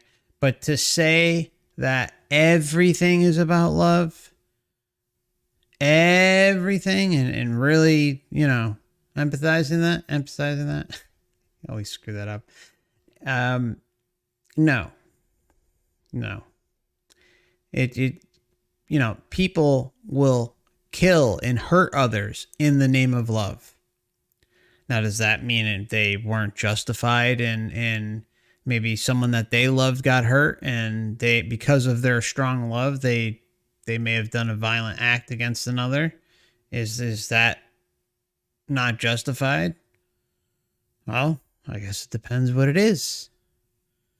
That's the type of person I am. I know if someone is going to hurt someone I'm close with and care about, you can bet your ass I'm going to be knocking on the door or hunting them down. Just saying.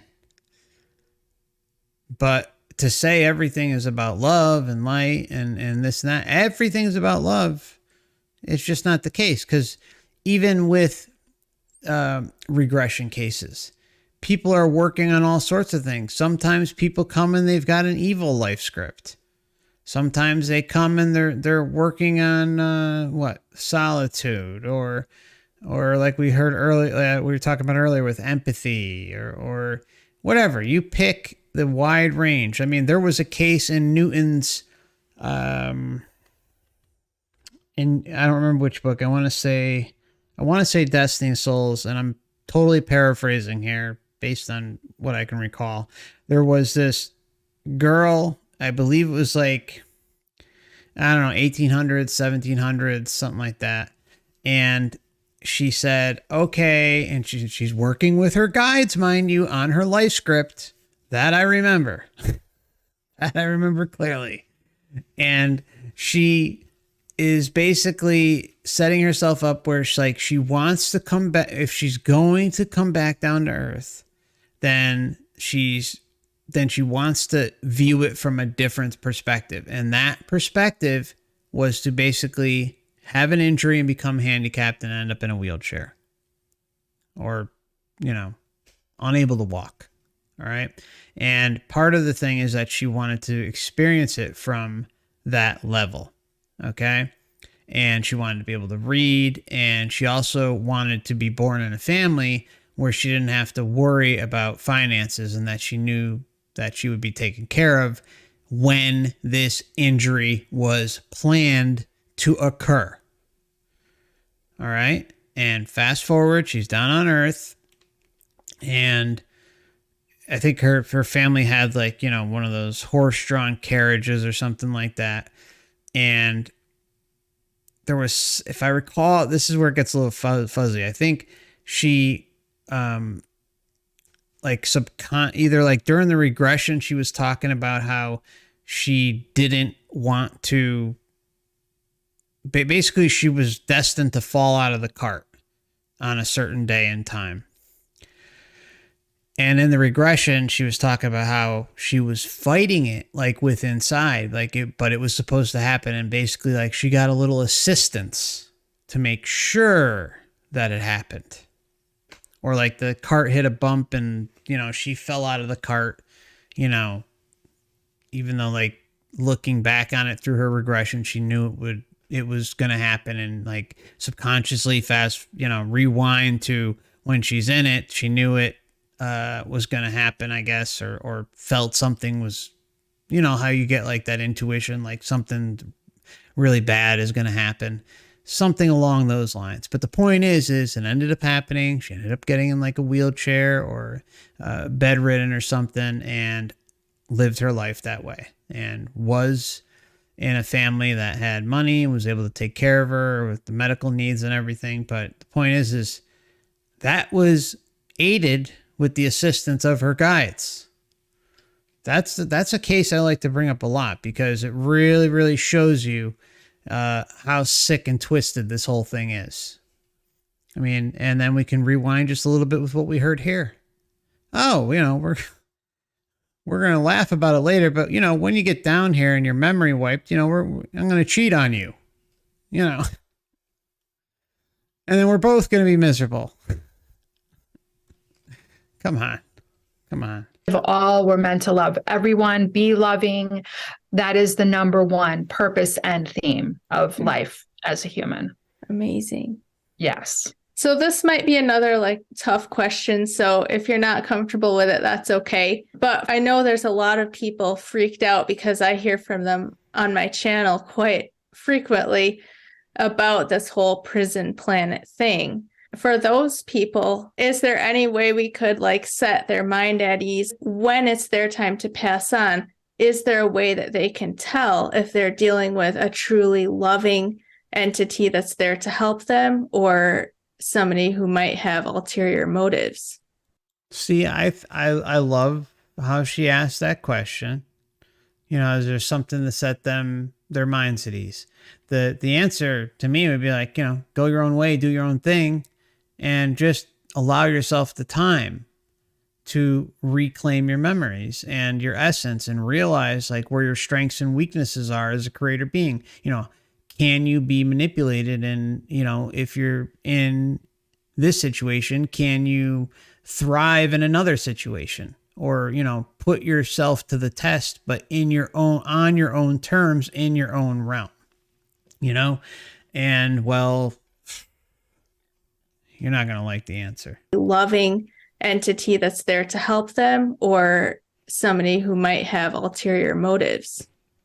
That's a great question. And based on all of the NDEs and LBL hypnotherapy sessions I've witnessed, I never think personally that there's anything to worry about when we cross over. To me, it always seems loving and benign and absolute bliss and oneness and pure joy and love. So I would really hope that anybody who has those kinds of fears just drop it, because the fear is what they're going to attract or be in confusion.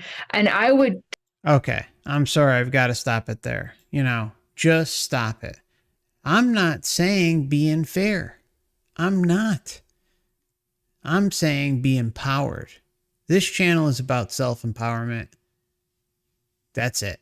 That's it. You taking the reins of your own destiny. All right? Instead of blindly believing. Look, there is an aspect of fear that comes with this information initially. And I think that's normal. But once you get over the hump and see the bigger picture, and you realize, like, how many examples have I shown about intention and how it works and how we all have it. All right. How you can be in a situation and at the snap of the finger, get yourself out of it. We've seen it more than enough times. And there are many, many, many more cases out there that I haven't even touched on. Right. And that you can go and do your own research and find. But the point is we all have these abilities.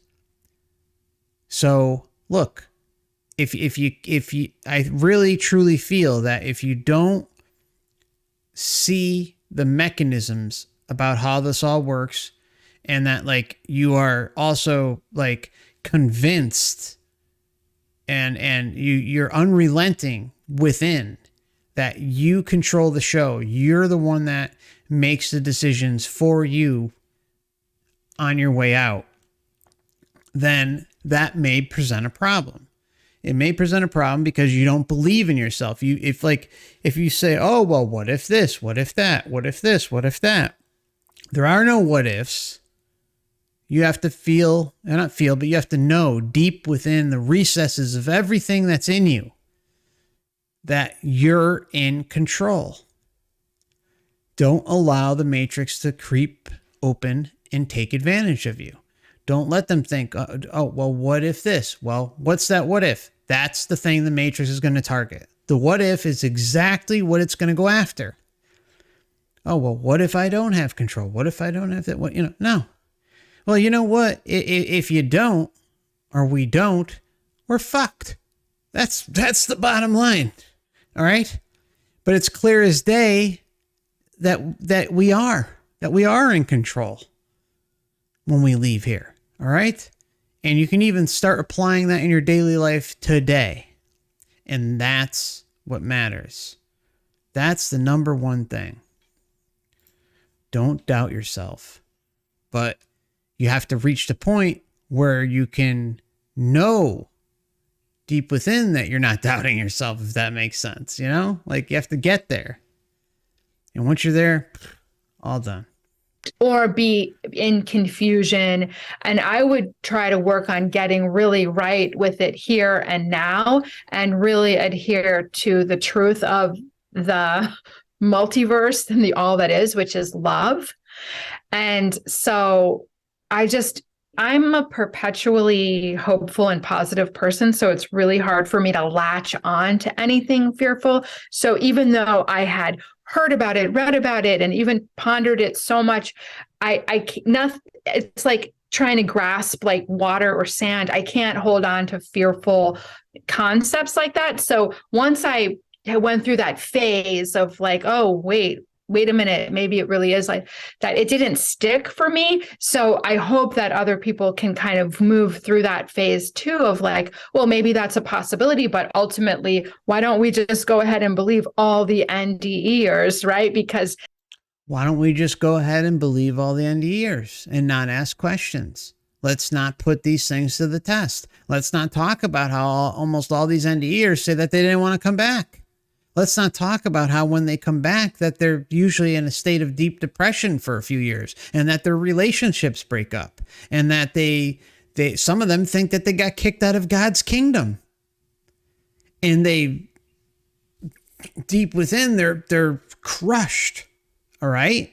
I mean, let's not talk about those things, right? Let's just trust all of the love and light aspects. Let's not read between the lines and see the small things and the big things that they give away in in every single experience. There are giveaways. You can throw me an NDE and I will find the problem in it because they always give away pieces. And they always show that they're basically in, bliss level 1 million or in hell level 1 million. And well, even the hellish ones, they get out of it, right? They usually get out of it with the light and it's there and it's two sides of the same coin. Ultimately, why don't we just go ahead and believe all the NDEers, right? Because nobody's coming back and saying that. They're all talking about the love and the bliss. Same for LBL hypnotherapy. So in my opinion, we always go into bliss and love and oneness and joy. And I've never heard otherwise. Okay, there are people who have had hellish NDEs. I've never looked into those personally, so I can't speak about that. Remember what we talked about earlier in the stream? She's been studying near-death experiences for however many years and doesn't look at hellish NDEs. Why? Why pigeonhole yourself into not looking at the whole thing? Why would you refuse yourself knowledge and wisdom by looking at both ends of the spectrum? I don't get that. That's not a real truth seeker. That's not someone who really wants answers. That's someone who wants answers that fit their narratives and their lives. Sorry, but has to be said, because right at the introduction, we heard Melissa talk about how she's, researching NDEs and this, that. And then here we are hearing her admit that she, hasn't looked at hellish NDEs at all. I mean, I just don't get that. How can you deprive yourself of information if you're going to be able to make an informed decision? Now, even with that being said, I was looking at, when I was lost in the sauce, I was looking at the positive NDEs, but I was also looking at the hellish NDEs. But, the hellish NDEs aren't as reported as the love and light ones. So the problem is the love and light ones kind of overpower the hellish ones in a big way. And then there are also, in my opinion, organizations, some of the big names out there that are the leading communities with NDEs, where they are actively going out of their way not to talk much about hellish NDEs. They go out of their way, to make sure that, those things, you're not going to see many videos from those organizations. But you will find them on their websites if you're going to search for them, but you got to dig through. You got to go through their written reports. And there's plenty out there, but the problem is that a lot of them don't get a platform to talk because of the whole love and light thing is the name of the game. And that sells better, right? Sells better. And even though a lot of these organizations claim that, they're not biased, they're not a religion and this and that. No, there are basically NDEs have turned into a religion. They have, in a big, big way. And there's even one of the organizations talk about how one of the titles says, "Let's not turn NDEs into religion," and that's exactly what that organization basically does. I mean, can't make this stuff up. Can't make it up. Love and oneness and joy. And I've never heard otherwise. Okay, there are people who have had hellish NDEs. I've never looked into those personally, so I can't speak about that. But that's never been the case with the Life Between Lives hypnotherapy session. There has been a little bit of darkness, actually, that I have come across in one. I only can remember one client who, or two, there might have actually been two in all 15 years of doing this. And they had agreed, they had made an agreement to embody with both the light and the dark. Those really scared me because I could feel the darkness. I'm an empath, and those were difficult sessions for me because my body responded with fear. I could feel the resonance of it in my body. But so that was very strange. And so there is darkness, and many humans do have some darkness in them, but it's a choice and it's an experience. But I think that we get to choose these things at the soul level. And yeah, so that was a little bit of a tangent, but really I would hope that people would somehow just learn to let go of fear and worry, because if you tell yourself, I am part of God and I'm going home to be one with God and the light, then you can purposefully do that. We are sovereign. We have the ability to command with our will and align with our soul and say, when I cross over, I am going into the light, the ultimate oneness, all that is. We are sovereign. And I can say to myself, when I cross over, I am going to the light.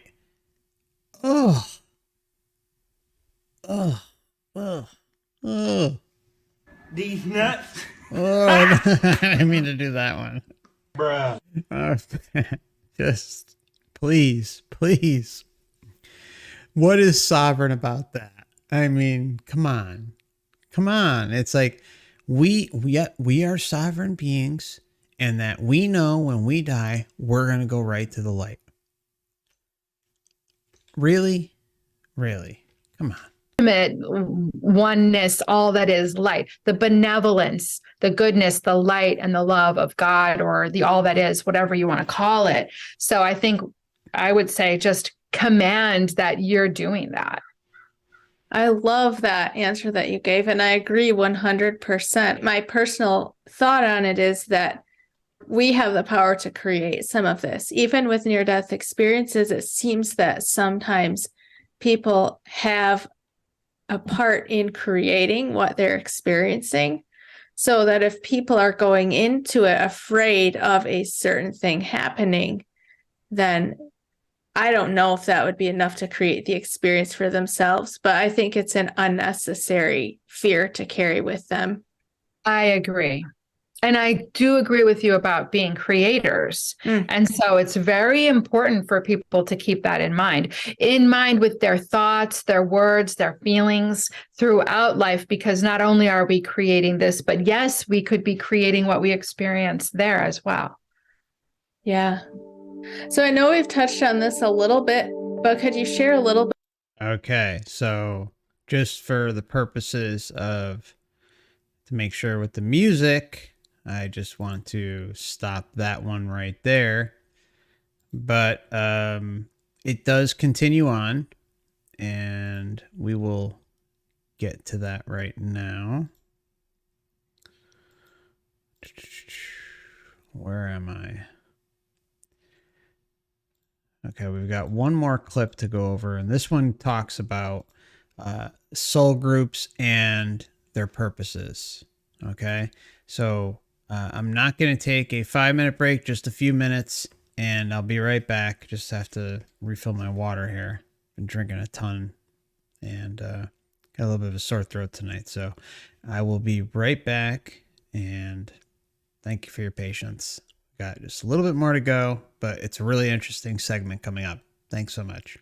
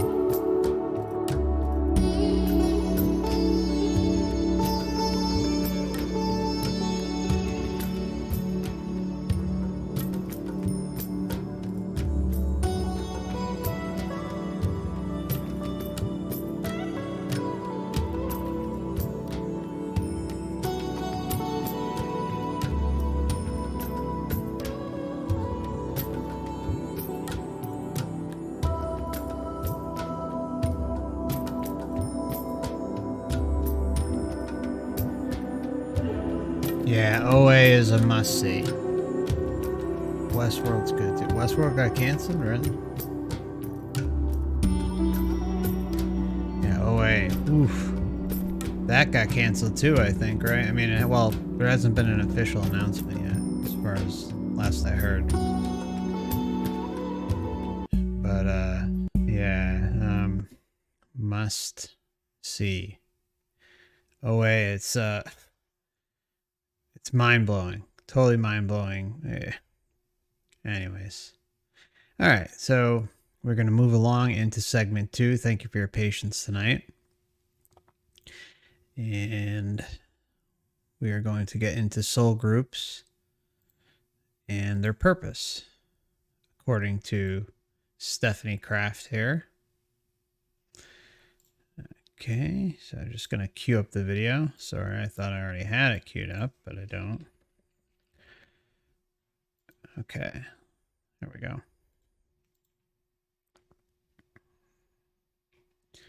Whether or not people are forced to come to Earth and the whole soul trap, Earth prison theory that's been freaking a lot of people out recently. I'm still getting questions and comments about that quite regularly. So we had. And I hope you get more. I mean, I think it's important that, like, these ideas get put out there. And there's nothing wrong with questioning the reality around you and questioning the astral. And if someone chooses to live in fear because of this topic, then I hate to say it, but that's on them. It should be empowering. Like I mentioned earlier, like if there's a fear component or feeling like you're forced, you're not forced. It's just that you have to realize, you have to achieve your self-realization, self-empowerment, go your own way, do your own thing, and come out the other end and just see what the hell happens, right? That's it. I mean, what's that phrase? Like the answer is often most the simplest answer or something like that. And to me, I found that like many times in my life to be true. And this seems to be one of those things. And it's like the whole enchilada, the most important thing. But yeah, I mean, as I was mentioning earlier, like if you're new to the topic or otherwise on the fence, I get it. If like there's a little bit of a fear component going on, but you'll get over that at some point. And, it may take a little while, but eventually you reach a point where you'll see enough here that intention is king. Intention is everything. As a creator being, you can weave in and out of situations at will. But once you're kind of allowing yourself to direct your attention to something else and thinking that they are more powerful or that they can rule over you, well, that's something else entirely. And I don't know what happens then, because then they can roll out the bag of tricks on you. So stand firm, unrelenting. Nothing is or ever allowed to mess with you and deceive you. Period. The end. Now, think about the question she asked earlier before we get into this, because I think it's important, and I meant to mention it in the last segment. There was a question like, well, how would you ease people's minds? Or how would you ease true essence beings' minds about death for those that are worried? How can you know if you're dealing with good or bad entities? Well, my answer would be like, I don't know who's who. Like I'm just coming out of this human experience. I'm rediscovering myself, my true essence, and, leave me be. Let me figure things out on my own terms. Let me get my memories back. Let me make sure, I don't need an oil change for my creator being abilities. Back up the truck and let me do my own thing and just see what happens. I know I say it over and over and over again, but it can't be stated enough, because that's the most important part. It's like, are you going to throw yourself in a wolf's den and just hope that everything's okay, even though they're starving and they haven't had a meal in like, a week. No, you're gonna play it smart and, whatever. Sleep suspended in the tree in a hammock or something. You're not gonna leave the food on the ground and right outside your tent, or throw it into the den, or just go in there and let them rip you apart. No, you're gonna make sure that you take safety precautions, just like today. Like, if you run into someone who you get a bad vibe with, are you going to go and just, chumming up at them right away? No, you're going to kind of sit back, analyze, see what's going on, and then make a decision based on how you feel, given the interaction or how they are acting around you. No, do you just blindly trust everyone that you see, that you walk across here on Earth? No, you don't. So why would it be any different in the astral? And for those that will say, oh, well, they've got to reveal themselves. Yeah, that doesn't mean that they're not deceiving you. Doesn't mean that they can't screw with you and change shapes and change personalities and intentions and all that. That doesn't mean that all that is just suddenly off the table and non-applicable to you. But if you shield yourself and know that you can do something like that with intention and get yourself out of that situation instantaneously, well, then that's different, right? But if you're choosing to interact with the entity that is changing shapes and forms and personalities, well, who knows what you're going to get if you're going to keep giving it the attention that it so desperately wants, which is, in my opinion, something of the Matrix, more than likely. And the point is we don't know. We don't know. The purpose of life, whether or not people are forced to come to Earth, and the whole soul trap, Earth prison theory that's been freaking a lot of people out recently. I'm still getting questions and comments about that quite regularly. So we addressed that to a depth that I was really happy with and have never gone to with anybody yet. And today in part 2, we're going to be discussing soul families more in depth, how those relationships play out, and also getting into a little bit of quantum physics and alternate timeline stuff. So I will have all of Stephanie's links in the description. Thank you for joining. Here's Stephanie. So I know we've touched on this a little bit, but could you share a little bit more about soul families and how those relationships work? This is fascinating because soul groups are people that you incarnate with over and over again, and there's a purpose. And the purposes are to fulfill these agreements that we talked about before about the virtues, right? How if someone wants to learn about love, then maybe someone in their soul group is going to play the villain, and the antagonist. And so they agree to it beforehand. So soul groups could be big, but we could incarnate with only a few or very few members of our soul group, or some could have several, and they come in the form of family members. Not everybody in your family is in your soul group. Not always both your parents, all your siblings, or it could be one, or none, or other people that are friends or a teacher or a boss or people that could be in your soul group.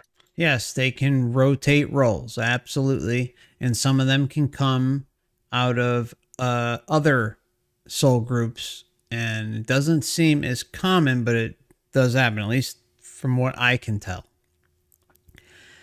But the same problem presents itself. Like, just because you're not reincarnating within the same roles or the same closeness that you had with one being in your soul group or soul groups, then that doesn't necessarily mean that you're not going to play out the role, a lifetime from now, or 2 lifetimes from now, 3 lifetimes from now. It doesn't matter. None of it matters. It's happening. It's occurring. And there are patterns there. And those patterns create the outline for the soul trap.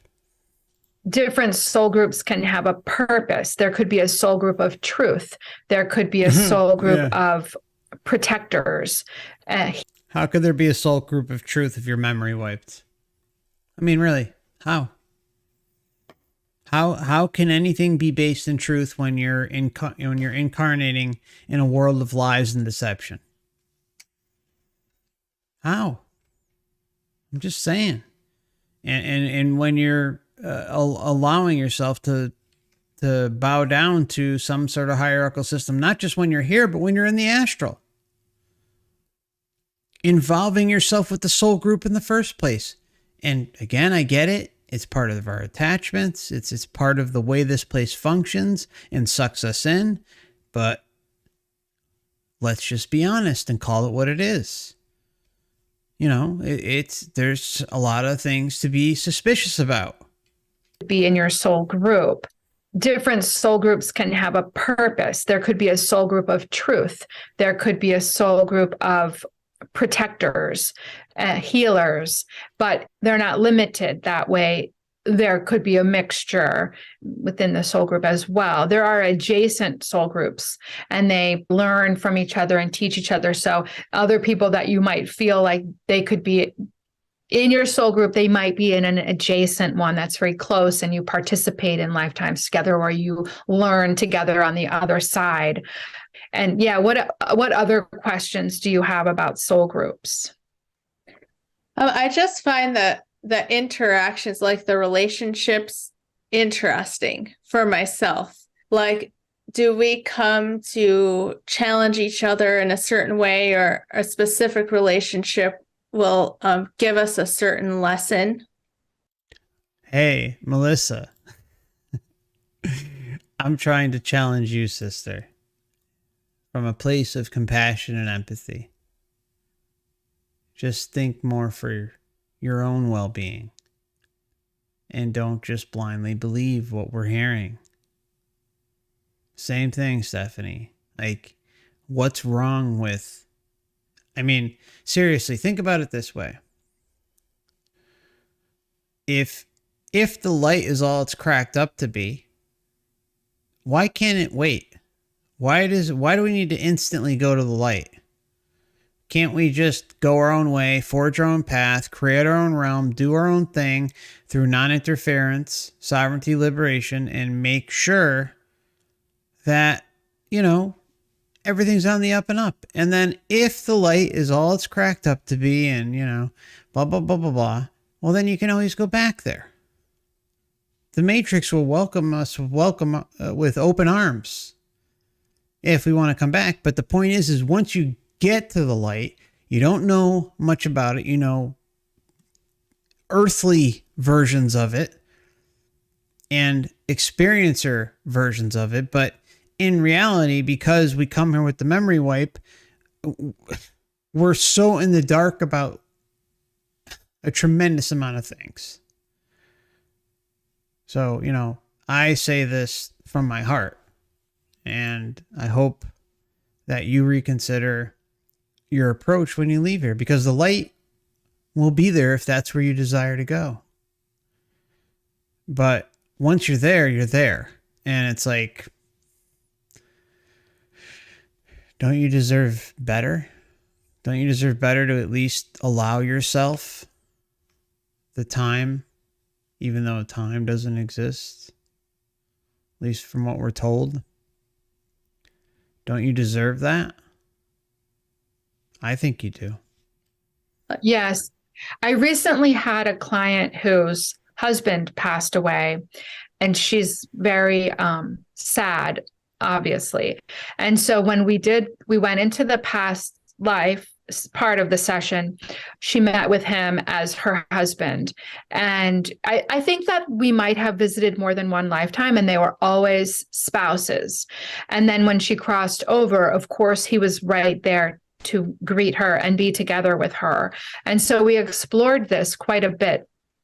And they just love each other eternally, and he got really good at being without her. So they do these lifetimes where, okay, let's be together and be totally in love, and then there's going to be an ending. One of us will die.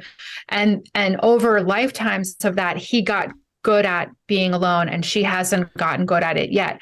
She's devastated. She hates God. She's so angry at this whole process of incarnating and life, and she just wants to be with him. And so he was explaining to her on the other side, like, you're working on learning how to be alone and without me, even though I'm here and we're always coming back together, but for the rest of this lifetime, he's not with her. I mean, really, sounds miserable. Sounds miserable. And apparently, in between all of this are lessons. Really? Really? For the rest of this lifetime, he's not with her. So this is not the first time I've come across this theme. I have had this with other clients where they do have a soulmate and they do incarnate over and over again, but they each need to learn how to be without the other. And usually one of them has gotten better at it and the other one is still learning it. And then I had a session with her daughter, and this man is her stepfather, the soulmate of the mom. But the daughter had an extraordinarily close relationship with him, as if it's her dad as well. So when it was her turn, she found that they had also had multiple lifetimes together as a family, and that she was their child, and they loved that combination of incarnating together over and over again. And so the love is eternal between the souls. And then, yes, about your question about teaching each other things, we will play different roles to teach each other specific things.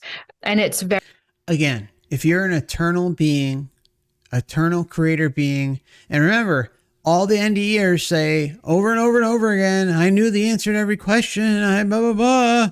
What are you learning? What are you learning with a memory wipe? I'm sorry, like, this is the my brain cannot, my essence cannot compute it. I hate even saying brain. I guess we default to that, right? Whatever the hell the brain is, the receiver, no, I'm sorry. The governor of our memories, of our existence, of our essence is cut off through this processing thing. Anyways, before I go on, where the hell was I on this? about teaching each other things. Oh yeah, teaching. Again, you're teaching lessons, playing, role reversals, all that stuff. You can not learn in a system where you come in with a memory wipe. And it happens lifetime after lifetime after lifetime. And as long as you're in this matrix system, not just here, but the overall system, it doesn't care. You're still within it. And it'll tap you on the shoulder and say, hey, it's time to get back to Earth. Or, hey, it's time to go back to this other Earth-like realm that's out there. Or heck, maybe there's something even worse than this realm. Seriously, there could be another time realm out there. There could be another physical type realm out there that falls under the umbrella of the Matrix. We don't know. But, I mean, really, again, do you want to roll the dice? About teaching each other things. We will play different roles to teach each other specific things. And it's very interesting to visit the different lifetimes to see how that has been playing out from lifetime to lifetime, and then comparing it to this one. Yeah, that's just fascinating to me, because I can even look at the relationships in my life and see that these different people play these different roles. Like I have several sisters, but they each relate to me in a different way. One of them is like my support that I've had since I was 2 years old. And then one is the person I can work out emotional issues with. And I could just go on and on. And this stuff is just so clear to me, even as I'm going through this life. It would be fascinating to see what had happened in other lifetimes. Oh my gosh, yes. You would probably love exploring the relationship with your sisters in other lifetimes. I mean, these things are I had a situation where I needed to speak up to one of my best friends, and it was the need for was so deep in my soul, and it was so hard for me because I cherished the friendship. And then I learned the reason that I needed to speak up. It was about I had to defend another person and sort of protect another person. And then I learned that we had been in a lifetime together before where I didn't speak up. But luckily our friendship survived this, and it went on silent for a few months, but then we reunited. So I'm so glad. I mean, I had to do what I had to do, but it was completely related to another lifetime. So we changed our karma, and we're just extremely close friends. And I did what I needed to do for myself and the other person in this life. And it, like I said, it was completely related to another life. So sometimes we feel like we're going through something that's really hard and that's very intense. I think that when we are experiencing something that's very intense with another person, it is part of our soul journey with that person, and we're meant to be experiencing these things. But then if we try to observe ourselves and do the best that we can, we are resolving it. We should try to resolve things in the best way that we can, because I believe we are affecting the other lifetimes because they're simultaneous, and we can improve those connections across time. Wow, that's fascinating. So do you think that something we do in this lifetime could actually change something in another lifetime? I do. I think that there are so many timelines. Now I'm going to get quantum physics on you. Good. I love quantum physics. Boom. Okay. So I believe that for every decision that we make in this lifetime, there's another alternate universe with another us that's making the other decisions. So it's as if almost infinite parallel realities are playing themselves out so that we as a soul can experience all the variations. Subconscious, conscious mind, maybe? I don't know. Of everything that we came here to experience as Stephanie, for example, to the point where, do you want me to go really? Yeah, let's go there. Go deep. I actually saw this with my own eyes, and I have a video about it on my YouTube channel, but I'll tell you now. My friend came, she and her husband move. He's with the military, or a contractor. So they're placed in The military, huh? and move. He's with the military, or a contractor. So they're placed in different countries every couple of years. So they were coming back here as a home base for a period of time. So because of that, they were staying in a hotel. And I was going to meet with her and her son, with myself and my son. And her husband was not going to join us because it's like two women. And, it was like more like a female lunch, but even though we brought our kids, he didn't really feel like joining us. But anyway, so he was just going to pass time window shopping out, in this downtown area. And so when I was driving the car to park to meet her at the restaurant, I saw him and her and their son in their car parked. And I said to my son, oh, there they are, and then I drove and I parked. And then I'm not going to go into the details because I don't want to make it too long, but we met at the restaurant. And after I parked, we were walking to the restaurant, and I saw him in the car, just like on his phone, still in the same place, still on his parked. And then she wasn't there anymore. And he was just kind of like on his cell phone, just sitting in the driver's seat. And I didn't say hi because I'm shy, but, and we were headed to the restaurant. So I was like, oh, there he is. And we went to the restaurant. But then after lunch, she and I were going to walk back to our cars. And I said, oh yeah, I saw you parking. And that was impossible in her mind because we parked next to each other, it turned out. And I said, no, I saw your husband. And she said, no, he didn't come. At the last minute, he decided to stay back at the hotel. And only she and her son came, and they actually ended up parking next to me in the parking lot somewhere else. And when we were walking back, that car was no longer there. So what had happened, I told her, and she says, don't tell me, you're freaking me out, Stephanie. Like, but I said, oh, it's a parallel reality. I was excited that I had seen, I said, I saw you here and you there, but they were different realities. And I saw her husband. So what happened was their thinking was, we're going to go together. This plan is what's going to happen. Last minute, he stayed home and only she left. But I saw both of them play out in the reality. I saw him there and I saw her and her car next to mine literally in a parking lot building that was not on the street where he had parked. And I had seen her in the car too. So that happened. And I have other friends who have seen similar things where they'll see someone walking toward them. And then, impossibly a minute later, they'll see that same person walking toward them again in a situation where it's impossible to, go around and come back. So going back to the original question, I do believe that, because if we are going into a past life and healing, this is what we do in hypnotherapy. We heal the trauma, we heal the situation with the people. Well, some of us do, right? I'm a hypnotherapist who likes to really heal things as we go along. What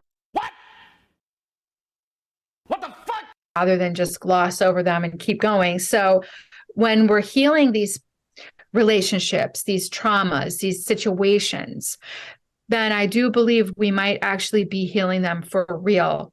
And I absolutely do believe that, because we are really dealing with the soul and the souls of others in our sessions that has to have an effect on reality, Memory wipe, memory wipe. Remember to go get your memory wipe. Forget all your shame and emotional trauma. Forget the resentment you feel towards your mama. If you can't remember, you won't ever cry. Memory wipe, memory wipe. Don't forget, get your memory wipe. Wow. Thank you so much for sharing that, Stephanie. And You're welcome. thank you for sharing everything that you've shared with us today. I know I asked some pretty deep questions, but I really enjoyed this conversation. And I'd like to give you a chance to share about what you do and more about your book and anything else that you'd like to mention. Okay. Thank you so much. Yes. So Okay, so thank you. I think we will move on over to the question and answer segment. See what we got here.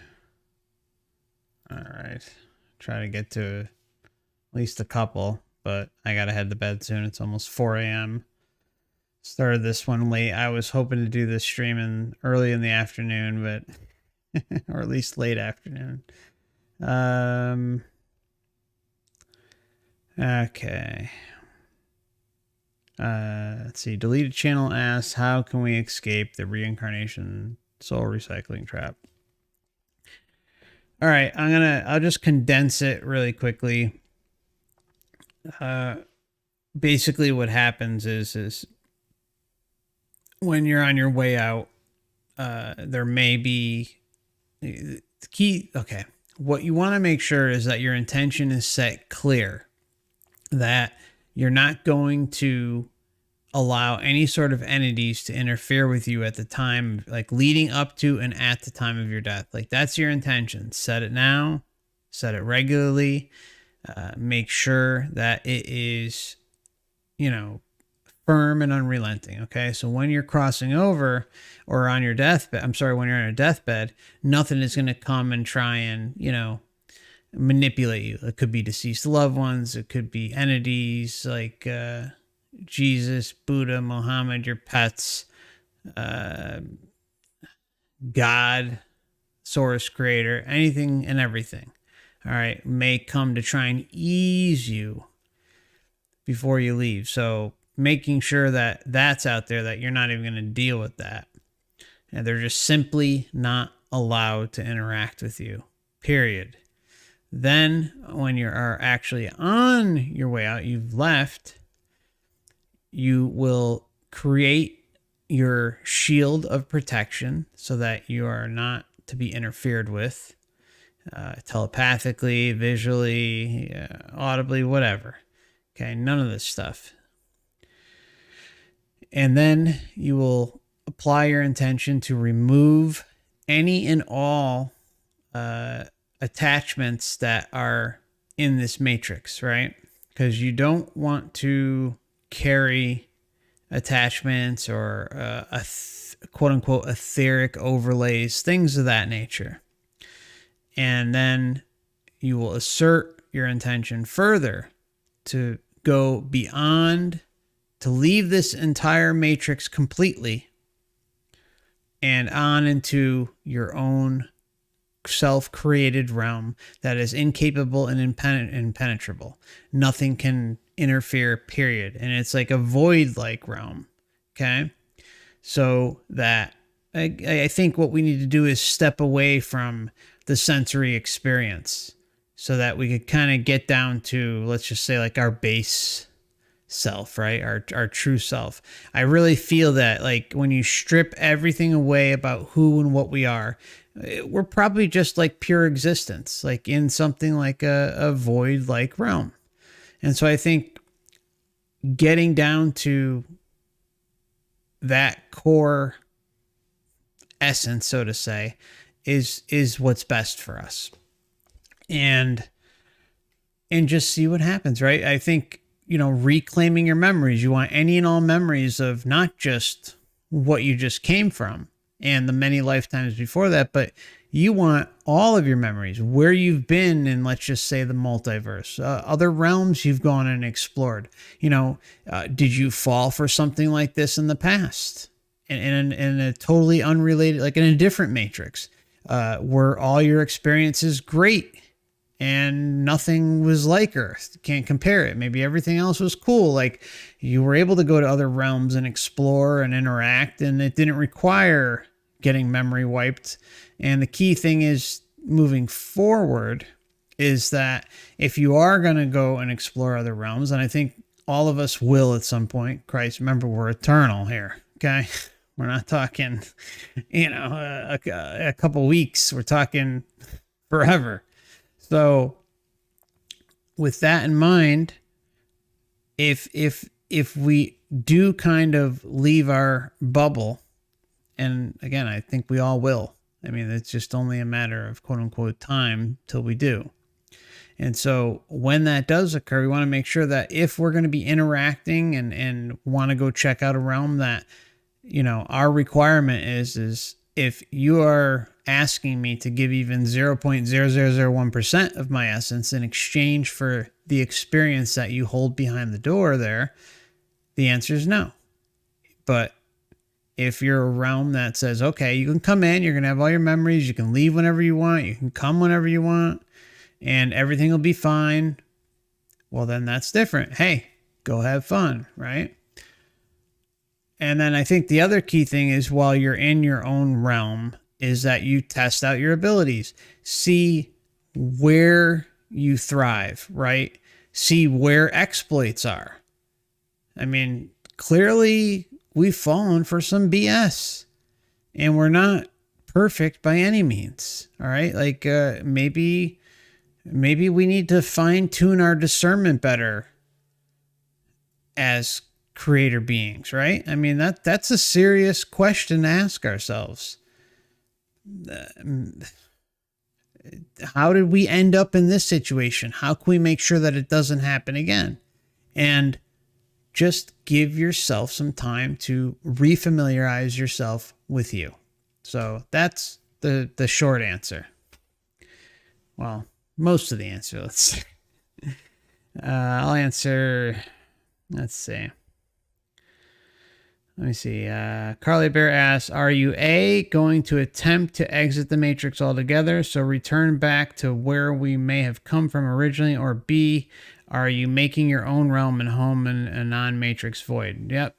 B. Yep. Exactly, Carla. That's what I just said in response to the deleted channel. So, yeah. Yep. Option B all the way. Yeah. I mean, I do not. One of the scariest things out there is reuniting with Source, merging with Source. Those things do not. They don't pass the test. They sound like, again, just another situation where we can get ourselves caught in some BS, you know? So, yeah, I think all of us should, you know, put our intention forth to leave the entire matrix system and into our own void-like realm, which is basically, you know, nothing, you know, it's baked into the cake of the realm that nothing can infiltrate it. Period. I mean, what's better than that? It's like your own sandbox, right? And then you can test your creator being abilities. You can think about where you came from, where you've been, how the hell you ended up on Earth and inside the Matrix in general, and just spend some quote unquote time reflecting on you and reclaiming yourself fully. I think that is first and foremost. Like, without that, then everything else just seems way too rushed. Like, because this system is all about getting us to decide. Everything's instant gratification. Move it along. You know, just like all the video sites out there. You know, here's one video. Well, here's another one. Just like that, you know, that TikTok site, for Christ's sake. You know, it's like, here's a video. It's giving you that dopamine injection constantly and saying, okay, pay attention to me. And, you know, before you know it, you're watching 5 hours of TikTok videos, you know, or whatever. You know, on a side note about TikTok, if you guys want a site to find some reincarnation cases, there's a lot of interesting stuff there. That is the only reason I signed up for an account, because I ran across a few videos on YouTube that were mirrored here about people who were, you know, sharing their stories in real time as, you know, days and months would go by, about what their children are telling them about a past life. It's really awesome. I love it.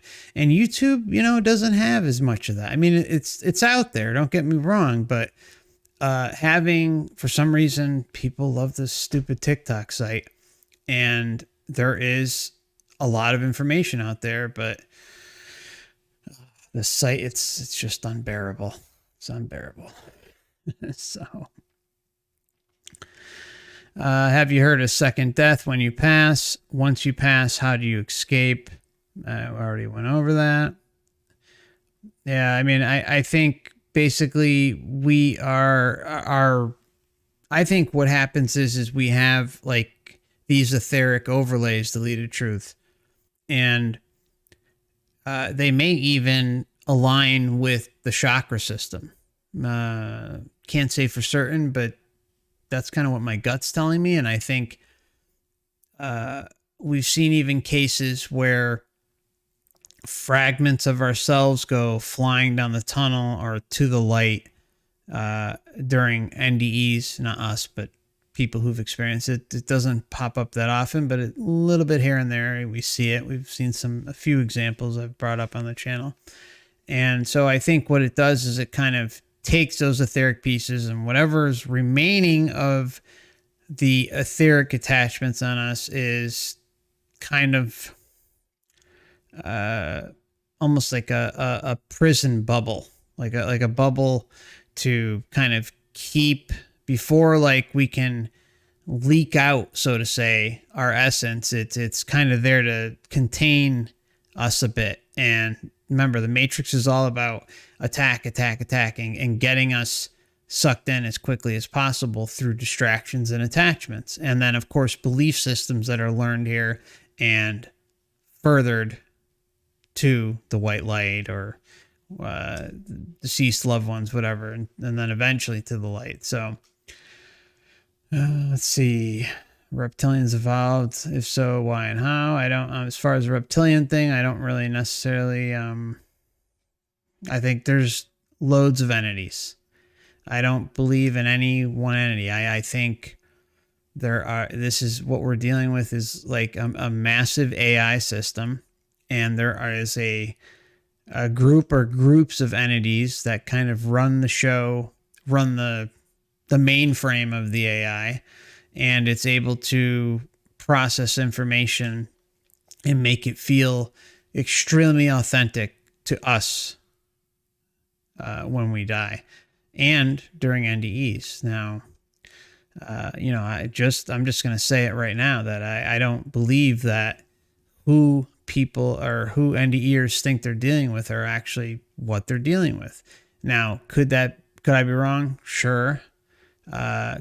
Could it be a mix of the both where some of them are AI and some of them are real? Sure. But you have to also look at it this way.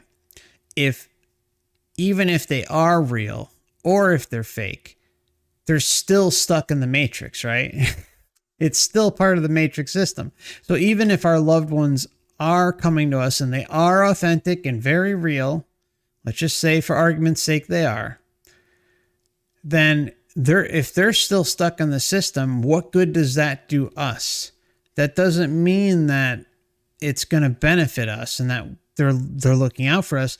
They're looking out for us in the sense that they've got a matrix perspective, right? And so what's that doing? It's passing it along to us.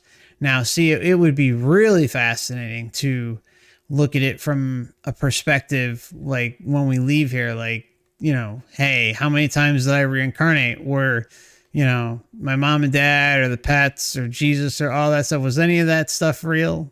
I don't think it was. I think we'll look back on this and say, no, I don't think none of that stuff was real. And we'll just know. But without relieving yourself of the attachments and the overlays and the and reclaiming all your memories and past lives and being able to lump all that information, even everything before you even came into the matrix, without all of that, we're kind of just shooting from the hip and hoping instead of knowing. Okay. Deleted Truth says, why are the elites creating why are the parasites creating another simulation metaverse? Yeah, I don't like elites, so I just try to say parasites instead. Because I think it's another overlay. It's another way to get people lost further in the matrix. I mean, this is already bad enough. What's going on now. And where things are headed, I mean, that's a whole video that I may do that as an Odyssey and Rumble exclusive, because the whole transhumanism thing, the simulation and the metaverse and all that plays a massive, massive role in where things are headed. And let it be known that this is not the first time this has happened. It seems very clear based on that at least transhumanism was in the mix. I can't really say something like about the metaverse, but at least in terms of transhumanism, transspecies, it has existed before. There is so much art. There's art in India. There's art in Egypt. There's art in China. And I'm sure I'm missing others.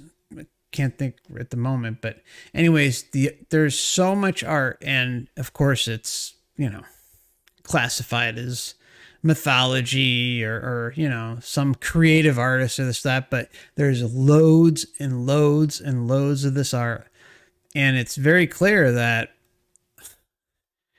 people were reporting what they're seeing. They're painting what they're seeing, drawing what they're seeing, and there's tons of it.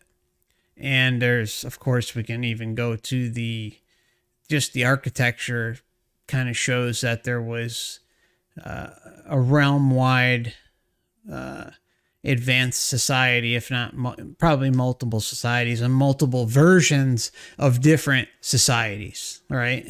Or different technological advances. And then it seems like we go through these cycles where we build up and then there's a destruction of some sort. And then the realm is repopulated. And then they take some of the older structures and build or fix the ones that are currently standing. And you can see the difference. You can see like perfection in one layer that is like, you know, the original structure. And then you can see like how they, you know, it's just like stones, you know, cemented together or whatever, you know. And then sometimes you may see a little bit of that mixed in with, you know, high precision architecture. So it seems like we go through these phases where we build up and then get to a point where the Matrix says, whoa, whoa, whoa, whoa, whoa. Okay, we got to stop this. They'd come in, they, you know, destroy it, like we can say with a flood or a, you know, something, you know, some sort of massive fires. Who knows? And then things change on a dime, and then humanity has to start from the jump again. So, yeah. Deleted Truth says, what do you think about soul harvesting, which they say is coming? I don't know who's saying that. Sorry. I'm not familiar with who's saying that. But, yeah, I'm not familiar with that. And if you're referring to something like the Great Reset, then I mean, I kind of look at it as two different ways, right? I mean, I think that whole situation is going to lead us into the, you know, human 2.0. You know, it's going to be something like getting lost in technology through things like the metaverse, or but more like these wearable things, the brain chips. I mean, they're already doing a hell of a job at advertising. You know, hey, you know, we can cure depression and anxiety and all the ailments, you know, it can help you see again or walk again. And this, I mean, all these different claims that they're saying. I mean, just depression and anxiety alone, with the way they have directed society, would be, you'd have people lining up all over the place to get those chips. And then once they're in that, and then you add like the wearables, like, I mean, if you get like these glasses, these VR glasses or these headsets, like very lightweight and capable of feeling it as real as it can get, you can, and then getting addicted to that type of technology, adding to the already sensory experience that you have, but, you know, jumping it up many levels, and then not having depression or anxiety or this or that, or they even can take those ailments away, and then, you know, once you got the chip, they can always give them back to you if they want. I mean, there's so many diabolical levels just to that alone, and where it can all go, it's not even funny. So I think really the reset is about the financial system, and I think it's about transhumanism. That's my opinion on it. Transhumanism, transspecies. I think transspecies is a big one. I really do, because of the whole artwork thing, because it's so prevalent that it seems like there will be mixed species here, and they will be threats to everyday human beings while they have a meat suit. And if you're not suited up, I mean, that could be another thing. Like they do the trans species thing where you got like some mutant being, and it's powerful and strong and can, you know, destroy everything in its path. But so what would humanity have to do? It would have to try and outmatch it or outclass it. And well, hey, if you attach these extendable limbs and you get this brain chip and and well, and this armor around you, well, you can fight them.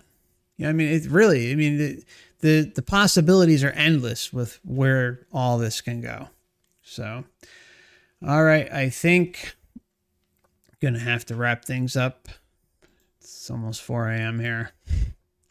And so I appreciate each and every one of you for swinging by. Just as before we wrap things up, if you are interested, there are memberships available both here on YouTube and Odyssey.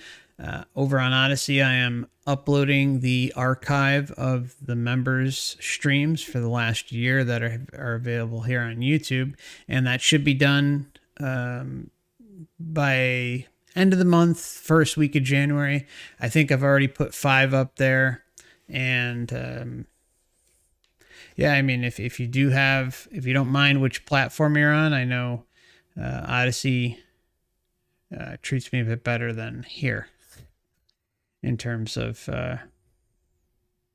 compensation. Like YouTube takes 30%, Odyssey takes 7%, if I recall, or something. So the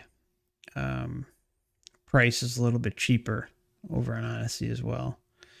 And there are 2 YouTube backup channels, and they're there just in case something should ever happen, along with the Twitter and Instagram. And on Twitter and Instagram, I also drop updates about streams that are coming.